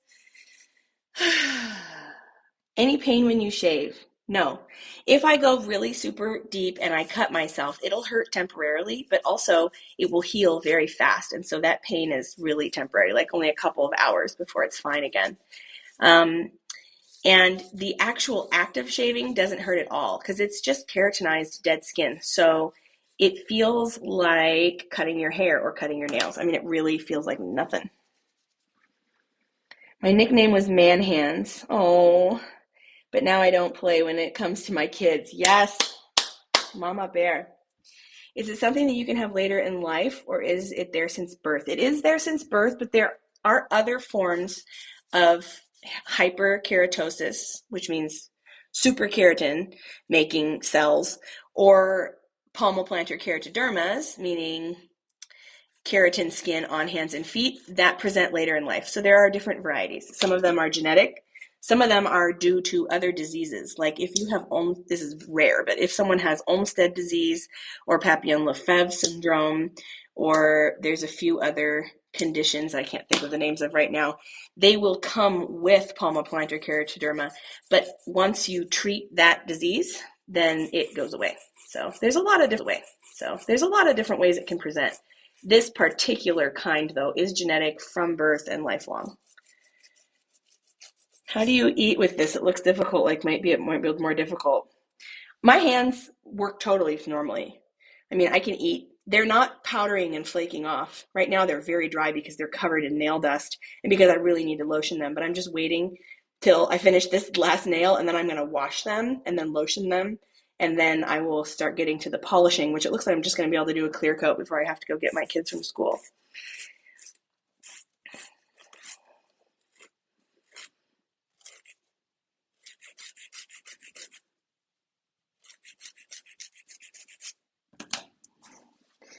So anyway, no problem eating. No problem doing anything as long as I keep it under control. I think it's proper satisfying. Woohoo! You sound British. Some people are in here laughing. Oh, that's because of the go fuck yourself. Yeah. I also had the nickname Man Hands. Oh, sweet kids. I'm sorry for your childhood selves that you had to experience that. I did not get called Man Hands. I did get called like gross and disgusting and weirdo and like nasty. Um, but the vast majority of the kids really liked me. I was really nice. I was a good singer. I was a straight A student, top of the class, really enthusiastic. I was also a homeschooled weirdo hippie kid in her tie-dye clothes. So I mostly got made fun of when I started public school for being that weirdo that didn't know anything about pop culture, anything about fashion brands, anything about what was on TV. Like, I was made fun of a lot more for being that weirdo granola hippie kid than I was for having weird hands. Yeah, I am British, you know. Yeah, I figured if you said proper. I love, I am quite an Anglophile. I love how Brits speak. I love your slang. I love your accent. I love everything. My eyebrow threader said I have man eyebrows and I'll never live it down. Oh no. Ouch. That was like a backhanded slight. Teachers used to think I put glue on my hands. Oh, Abby, I hope you told them what's what. What's the longest you've ever gone without shaving them, and how uncomfortable was it? I'm going to answer that question while I wash all this dust off my hands. Actually, preemptively, I'm going to take this dust off the counter. Otherwise, I'm going to touch it with my clean hands and have to frickin' wash them again. All right, we are all done with the filing and nail polish removal. Yeehaw. I'm going to move this camera around, sorry, while I wipe up all this dust.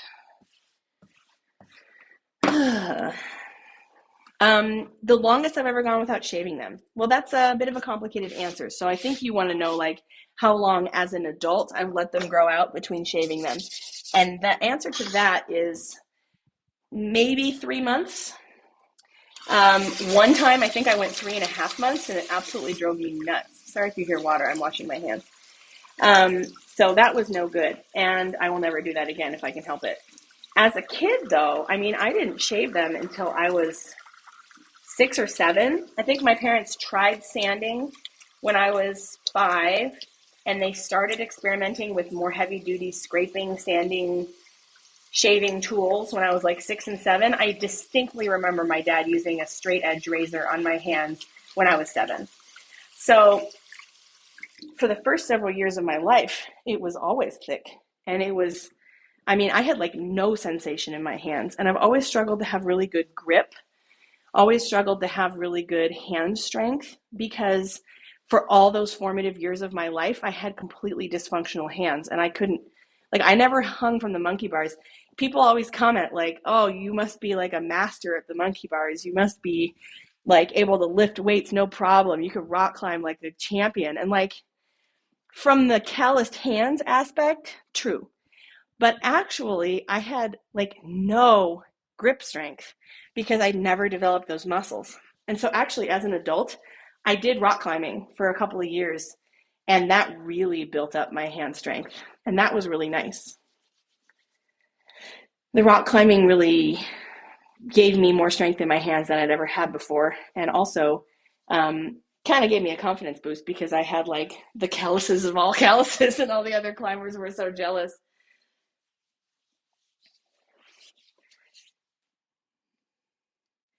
Let's see, you can go wax his eyebrows in the middle of the night. Um, I can't feel nothing in my hands or feet, but I have motor skills. That's good. That's good. I'm glad I can feel and I'm glad I can use my hands now, but I definitely didn't develop that way when I was a kid. How often do I do my son's hands and feet? So that's changing.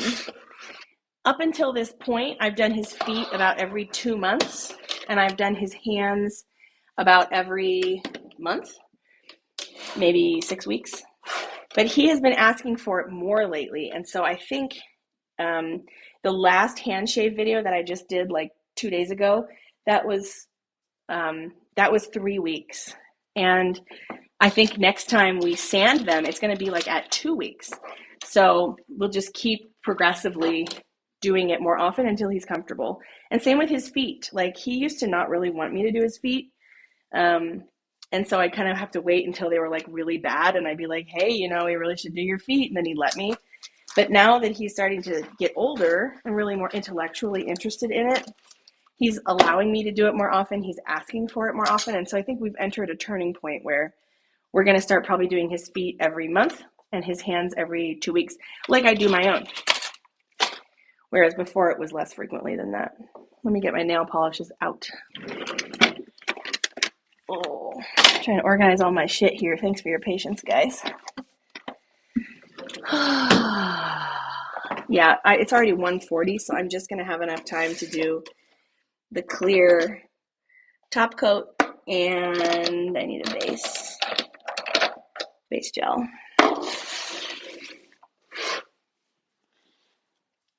Thank you for your presence on TikTok. I feel seen and not alone.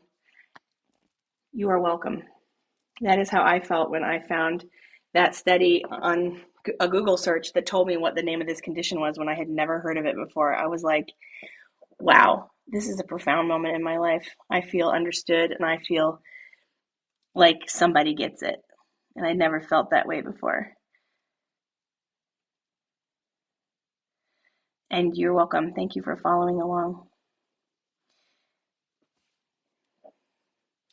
Let's see. Do you or your son ever have painful deep fissures?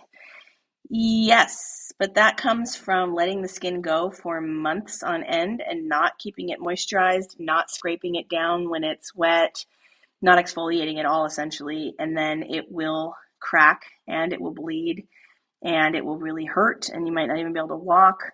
This was really bad for me when I was a kid. I had cracks all the time.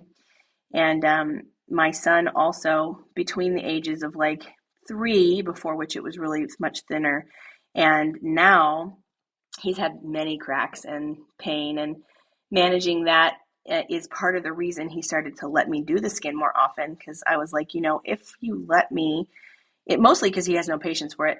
But I've told him, like, if you let me shave it down, it will not crack like this. And that has been a big incentive to him. Like, okay, well, I would rather not have that pain, so let's do it. Do your toes split too? Yes, which is why I come in and do the toes often with a hangnail clipper. Keep them nice and thin. Hangnail clippers work better than scraping because it's hard to get the scraping tool around the toes. And it works better than pumice stones and files because it's also hard to get those things around the toes. So the easiest way to do the toes, in my experience, is to come in and clip them all the time so that they don't get too thick and dry and split. What color am I doing? We will see. Probably some sort of berry or plum color, but I have to go get my kids from school in about 20 minutes. So I'm just going to put on a base coat and a clear top coat for now, and we're going to have to call it good. I'm sorry, friends. At least you got to see me take it off and work with all the skin, which is the most relevant part. But I'm going to have to take a break here and probably paint them after my kids get home from school, and I don't think I'll do that on live today. My nails are stained from normal nail polish. Does gel polish not stain them? No. Partly, oh wait, let me think about this. So it's probably not the paint color that's staining your nails, unless that's what you're talking about. You might have to clarify for me. But if you're putting on a clear coat or a base coat before you're putting on the colored polish, the color from the enamel polish should not soak into your nails. If it is, it's probably like a really cheap brand of nail polish that isn't formulated right and the dyes are coming out, but that's rare. I don't know a lot about nail polish, but I'm pretty sure I'm right about that. But if you mean that it stains your nails, like they change color, it could be that they really need to breathe and they don't function very well getting enough oxygen and circulation and whatever else they need from the environment when they're covered in nail polish. In which case you might want to try a nail polish that like hydrates, strengthens, reinvigorates, remineralizes, whatever your nails. There are some nail polishes that'll do that. And if it's discoloring like that, that may be the path you want to take. You could also talk to a nail tech who would have better information than me. What will happen if you will try to wax this skin off your hand? Will it go off? You mean like wax it off like waxing your legs? That wouldn't work. The wax would just peel off. The skin wouldn't pull off like that. Just like if you poured wax on your arm, let's say your arm was hairless, and you poured wax on your arm skin, it wouldn't like skin you alive to pull the wax off. It would just come off. And it's the same with my skin. To take my skin off, you would have to literally flay my skin off of my body, which people have done for skin grafts, but like it wouldn't be possible with just wax. And so many dermatologists tried to tell me it was psoriasis. Man, this makes me angry every time I hear it. Dermatologists don't understand psoriasis very well. And so they're very happy to just go, well, it's like a kind of dry, flaky skin. It's probably psoriasis. I cannot tell you how many people have told me that they were diagnosed with psoriasis and took psoriasis medications for inflammation and autoimmune conditions for years with no change, and their doctor continuing to insist, oh, you just need to like take it longer and then it'll work. Like bullshit. It's not psoriasis, and that's not why it's working. That's why it's not working. I have worked for a dermatologist. Uh-oh, I lost it. For years. Have you tried silver nitrate and UV? I haven't. I have never heard of that being tried for EPPK. I'd love if you could message me so that I have that information somewhere other than just this chat and I can look into it. I wonder why, wouldn't that be more for things like psoriasis and eczema, where you're dealing with inflammation and immune response? Or am I wrong here? Gel polish doesn't stain. Yeah, in my experience, it is never. You're doing an amazing job with your son, by the way. Thank you. I paint my nails all the time. I can't believe I didn't know this. Thank you. Well, you're not talking to me, so I'm going to assume you learned something I didn't say, but I'm glad you learned something in my life. And I'm glad that you guys are also kind and helpful and full of good information. We're just a good band of nerds here when it comes to dermatology and podiatry and all that. Glitter badge gifts. Thank you, guys. Do purple. I was thinking about it. I only have like two shades of purple. One is kind of like pastel-y, which I don't really want to do. And one is like a dark kind of grandma berry color. So we'll see. But they are kind of shorter. And the shorter they are, the more I'm willing to go with a dark color. Like when they're really long, I prefer it to kind of be a light, bright, sparkly or French manicure or something. But when they're short, I think it's fun to do like moody colors.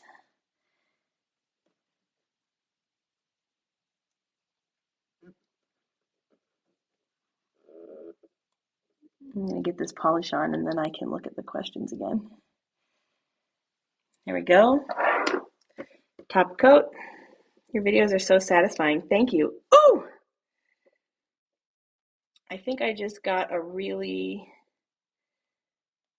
bad base coat because it stains different depending on the color. Oh yeah. Get a better base coat, or better yet, switch to gel because it works so much better. Is it better to do 60s or 120s? What are you talking about? 60 seconds or 120 seconds? Oh, I get it.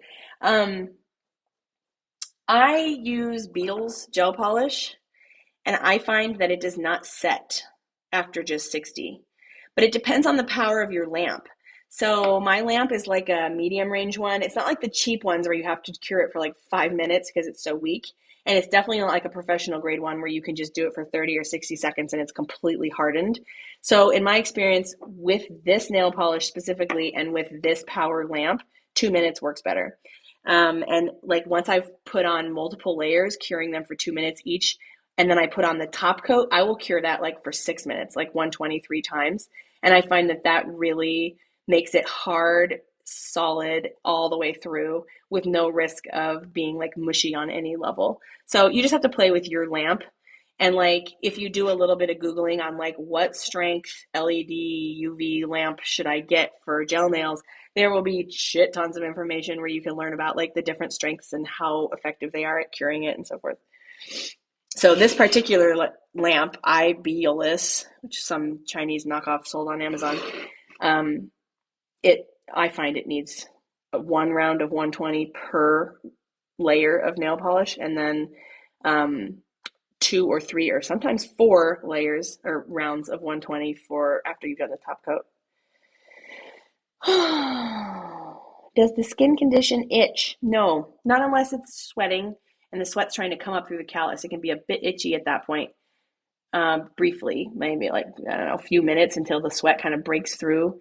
But otherwise, no, there's no itching. There's none of that. See, now this is pretty nice and hard. I accidentally, where's my other nail file? I accidentally like bled the polish onto my skin on the side here. I'm trying to find my, no, I did not mean to turn you off. I mean on. Here it is. Mean to turn you off. I mean on. Here it is. Mean to turn you off. I mean on. Here it is. I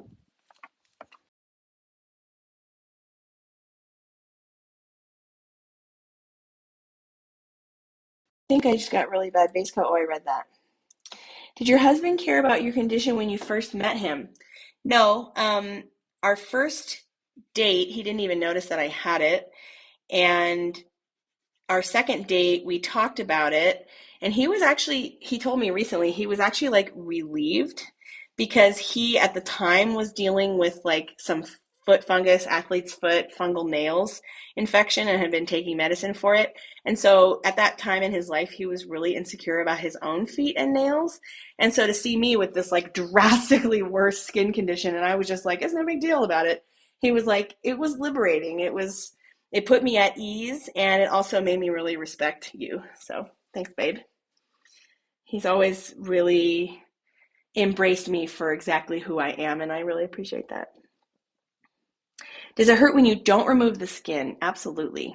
Yes. I mean, it doesn't hurt like inflammation and throbbing pain from itching, burning, like psoriasis or eczema would be.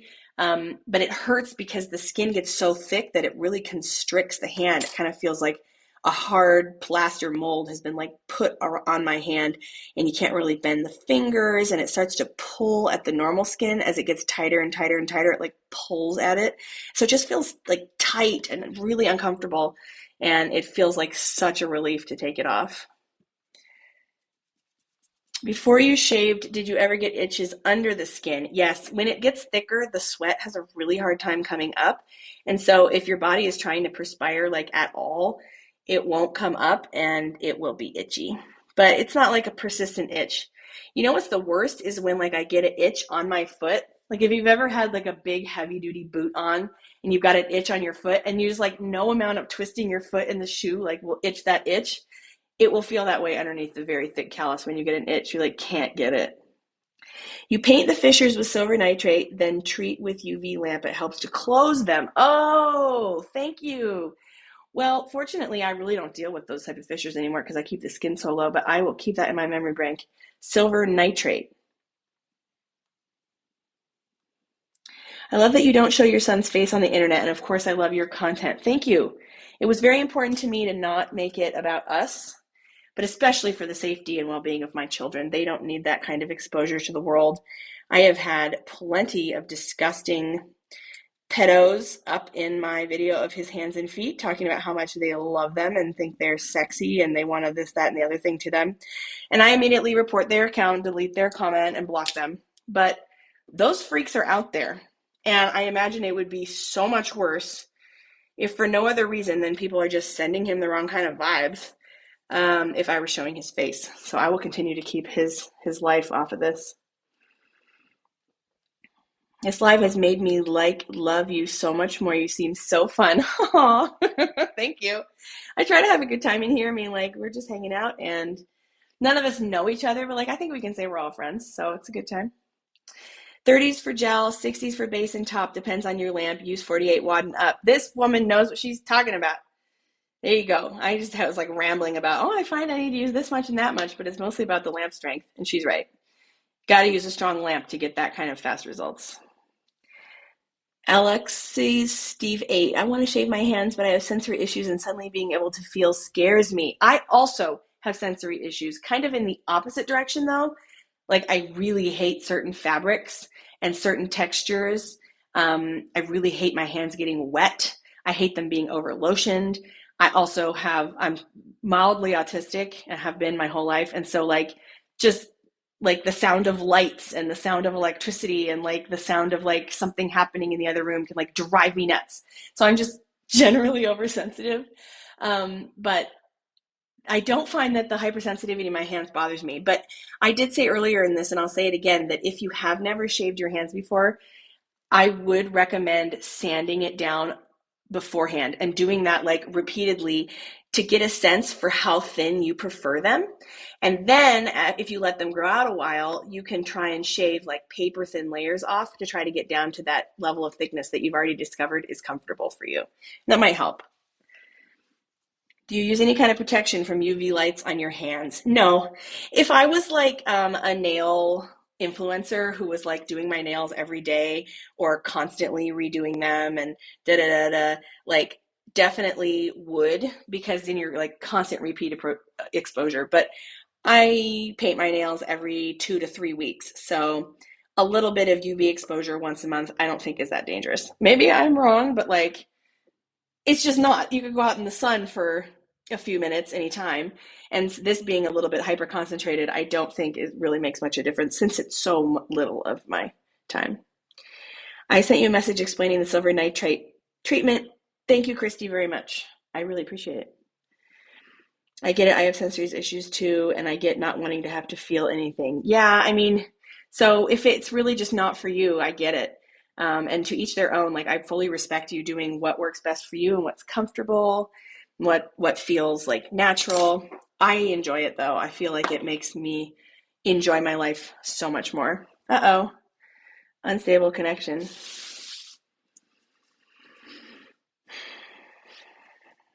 Going from feeling nothing on my hands to everything seems like a lot. Yeah, it probably would be. To reiterate, I think you might want to try sanding first and not doing it all in one day, but like doing thin layers over the course of a week or two until you find a low level that feels comfortable and familiar to you, which would also like let you introduce yourself to the sensation rather than just like bombarding your nerves with all this brand new intense sensation. And then you could, if you chose to not sand any longer and try shaving, which does get even closer and is smoother and doesn't dry out your hands as much, you could try shaving and just now you're familiar with like the depth that you would want to go. And that might be a nice way to introduce yourself to it. I love your vibe. You're so open and genuine. It's nice to see. Thank you. Chalk it up to being raised by wild, crazy granola hippie parents. I have a lot of self-acceptance and a lot of easygoing nature about me, I guess. Take your time to only do it when you feel ready to. I agree. Good advice. So off topic, but I use silver nitrate for my canker sores in my mouth, and it cauterizes them and helps. Interesting. Good to know. I've never heard of any of this, so that is cool. I love learning.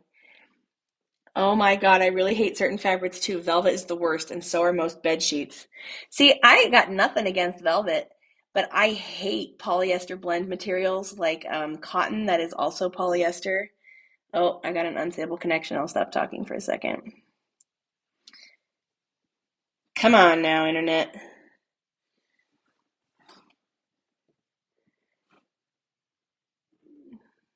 Sorry, folks. If you can hear me, there we go. My satellite internet always, I live in the country. My satellite internet always kind of craps out back and forth in the afternoon, so I'm really sorry. Hopefully you can hear and see me now. I was talking about sensitivity to fabrics. I really hate polyester blend fabrics. It tends to snag at my skin.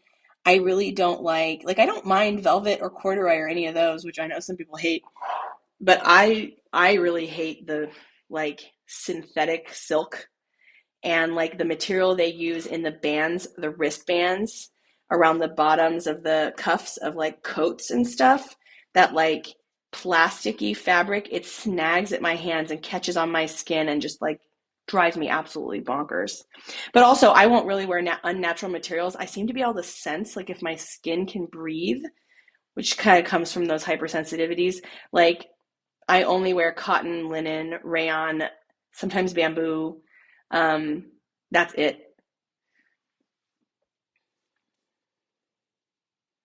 You should have heard her son defending himself earlier. It was hilarious.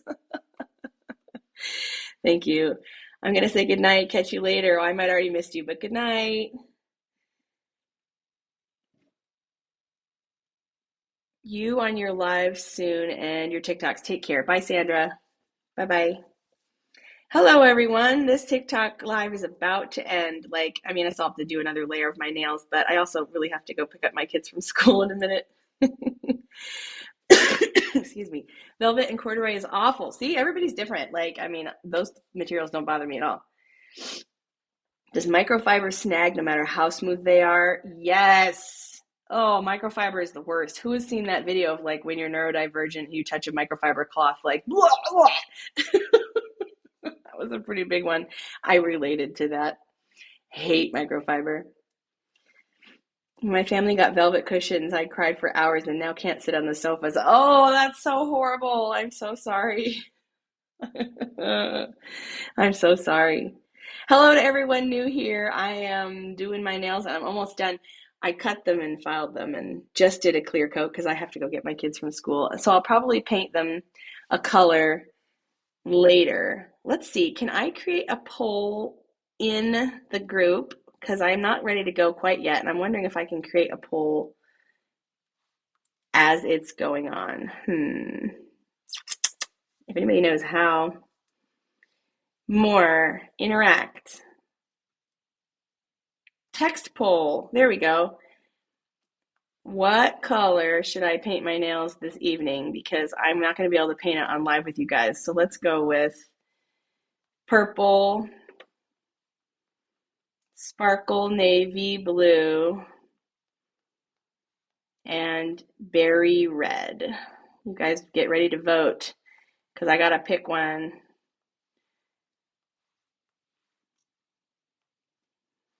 It's like a dark purple. All right, here we go. Start the poll. Boopity boopity boo. You got 5 minutes to tell me what color I should paint my nails this evening. And then I got to go get my kids from school. Sorry about that. Does your son's condition go away or not? No, it's genetic and lifelong. It will never go away. Although, I brought this up earlier, but I never ended up talking about it. Has anybody in here heard of the CRISPR gene editing technologies? Because this is really exciting. They are, of course, in their infancy, but I have done some research and some people have had their skin edited ex vivo who have EPPK. What that means is that the geneticists have been able to take a biopsy of the skin, take a tissue sample, edit the gene for the keratin 9 gene mutation, edit it, and then regraft that skin onto a patient, and it has taken, and the whole hand has been completely healed. I was blown away when I read this study recently. Floored. And then I printed it out so I could reread it and highlight everything that was relevant. It's also been tried on mice in living tissue without being removed. They were able to edit the genes in the mouse with palmoplantar keratoderma, which they had mutated the gene on purpose so that the mouse had PPK. And then they edited the gene with lights and lasers while he was living, and it made it go away. So this is incredibly promising technology that is coming in our lifetimes for sure. There should probably be a day when we can edit our genes back to fixed instead of mutated. So what a day. It is lifelong and there's no medicine or anything you can take.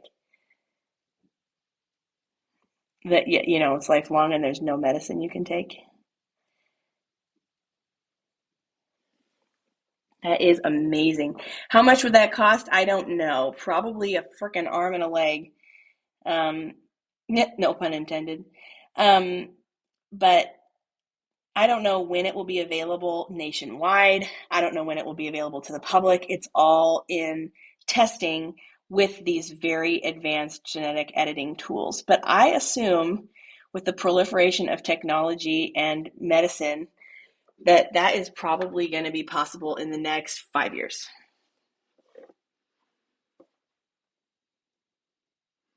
I was the lamest X-Men because I could just pick up hot things. People have said that to me as well over the course of my life. Like, you're like an X-Men, except you basically don't have a superpower. Indeed, we are just mutated, not super necessarily. Can touch really cold things too. Come on. And really sharp things. I got a question the other day which cracked me up because it was a paradigm shift moment for me. Somebody asked, "How do you safely change the razor blade on this thing?" And I was like, that never occurred to me because I can change the blade. No big deal. And I mean, I had a good belly laugh for like a whole minute thinking like, wow, I don't actually know the answer to this question.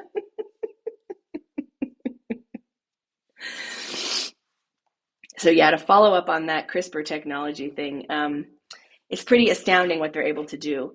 They have had more success with the non-epidermolytic palmoplantar keratodermas, or just non-epidermolytic keratodermas in general. The difference is that epidermolytic is like diffuse. It's grown, it's spread out over a whole certain kind of skin, versus the non-epidermolytic just patches. And so it's a lot easier to like skin graft using stem cells, or gene edit and skin graft something you've grown in a petri dish over like just a patch. But to do an epidermolytic kind, meaning it is systemic and it's throughout the whole palm or the whole sole of the foot, that's like a way more serious surgery. And so one person posited that they might be able to do it like in sections, like just do your heel, just do the middle of your foot, just do the ball of your foot, just do a toe, and like slowly graft on the edited skin so that you can eventually have normal skin. That would be fucking amazing. So I will follow this research because I'm hoping it comes to, a mall near me someday. But that's the reality of it, is that gene editing technology is a far way from being like practically available to people. It's still theoretical, it's still in experimentation, it's still only in certain spaces, and it's still only in certain cases. So until we have more information, it's just going to be something we're all waiting to hear about. Ooh, the poll ended. Berry red is the winner by far. All right, you guys, we're going to do red nails. I can't do them right now. As soon as this timer runs out, I am going to go get my kids from school. Oh, I'm going to start cleaning up while I finish drying these off. Well, thank you guys for voting. I will paint them the color. By the way, it's this one, which I know looks kind of dark here, but if you open it up, it's pretty red. Yeah, it's going to be nice. It's not quite a blood red, but it's not really like a raspberry red either. It's kind of just like a crimson-y. It's going to be fun. Thank you for voting. Anybody have any final questions I can answer in the next 60 seconds? Wow, so many people joining. Folks, I'm about to end here. I am out of time. I gotta go get my kids from school. And I have had such a fun time hanging out with all of you. Thank you for joining me. Thank you for your amazing questions. Thank you for engaging. Thank you for laughing at my jokes. I have had a ball, and I will miss you all. It's not Friday, is it? I keep thinking it's Friday because my husband's last day of work in the week is Thursday, and today is Thursday. So I keep thinking, oh, it's Friday, but it's not. The kids still have one more day of school tomorrow.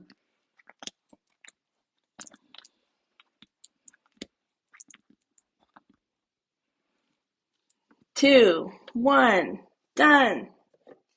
All right. I'm going to file up the edges of this gel polish because it's getting a little thick, and then I'm going to get out of here. It feels like I let the polish bleed a little bit too much on the sides. Ooh, I don't like that feeling.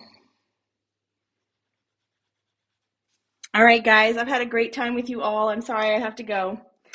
But I will paint my nails the berry red color that you voted for, and you can see it in my next hand shaving video because I'm going to have to shave my hands. They are so thick. I'm going to be shaving them Friday or Saturday or Sunday, and I'll make the video as soon as I can after I film it and do it. So I will see you guys later. Thank you so much for following along and hanging out with me today. I had a blast. Bye.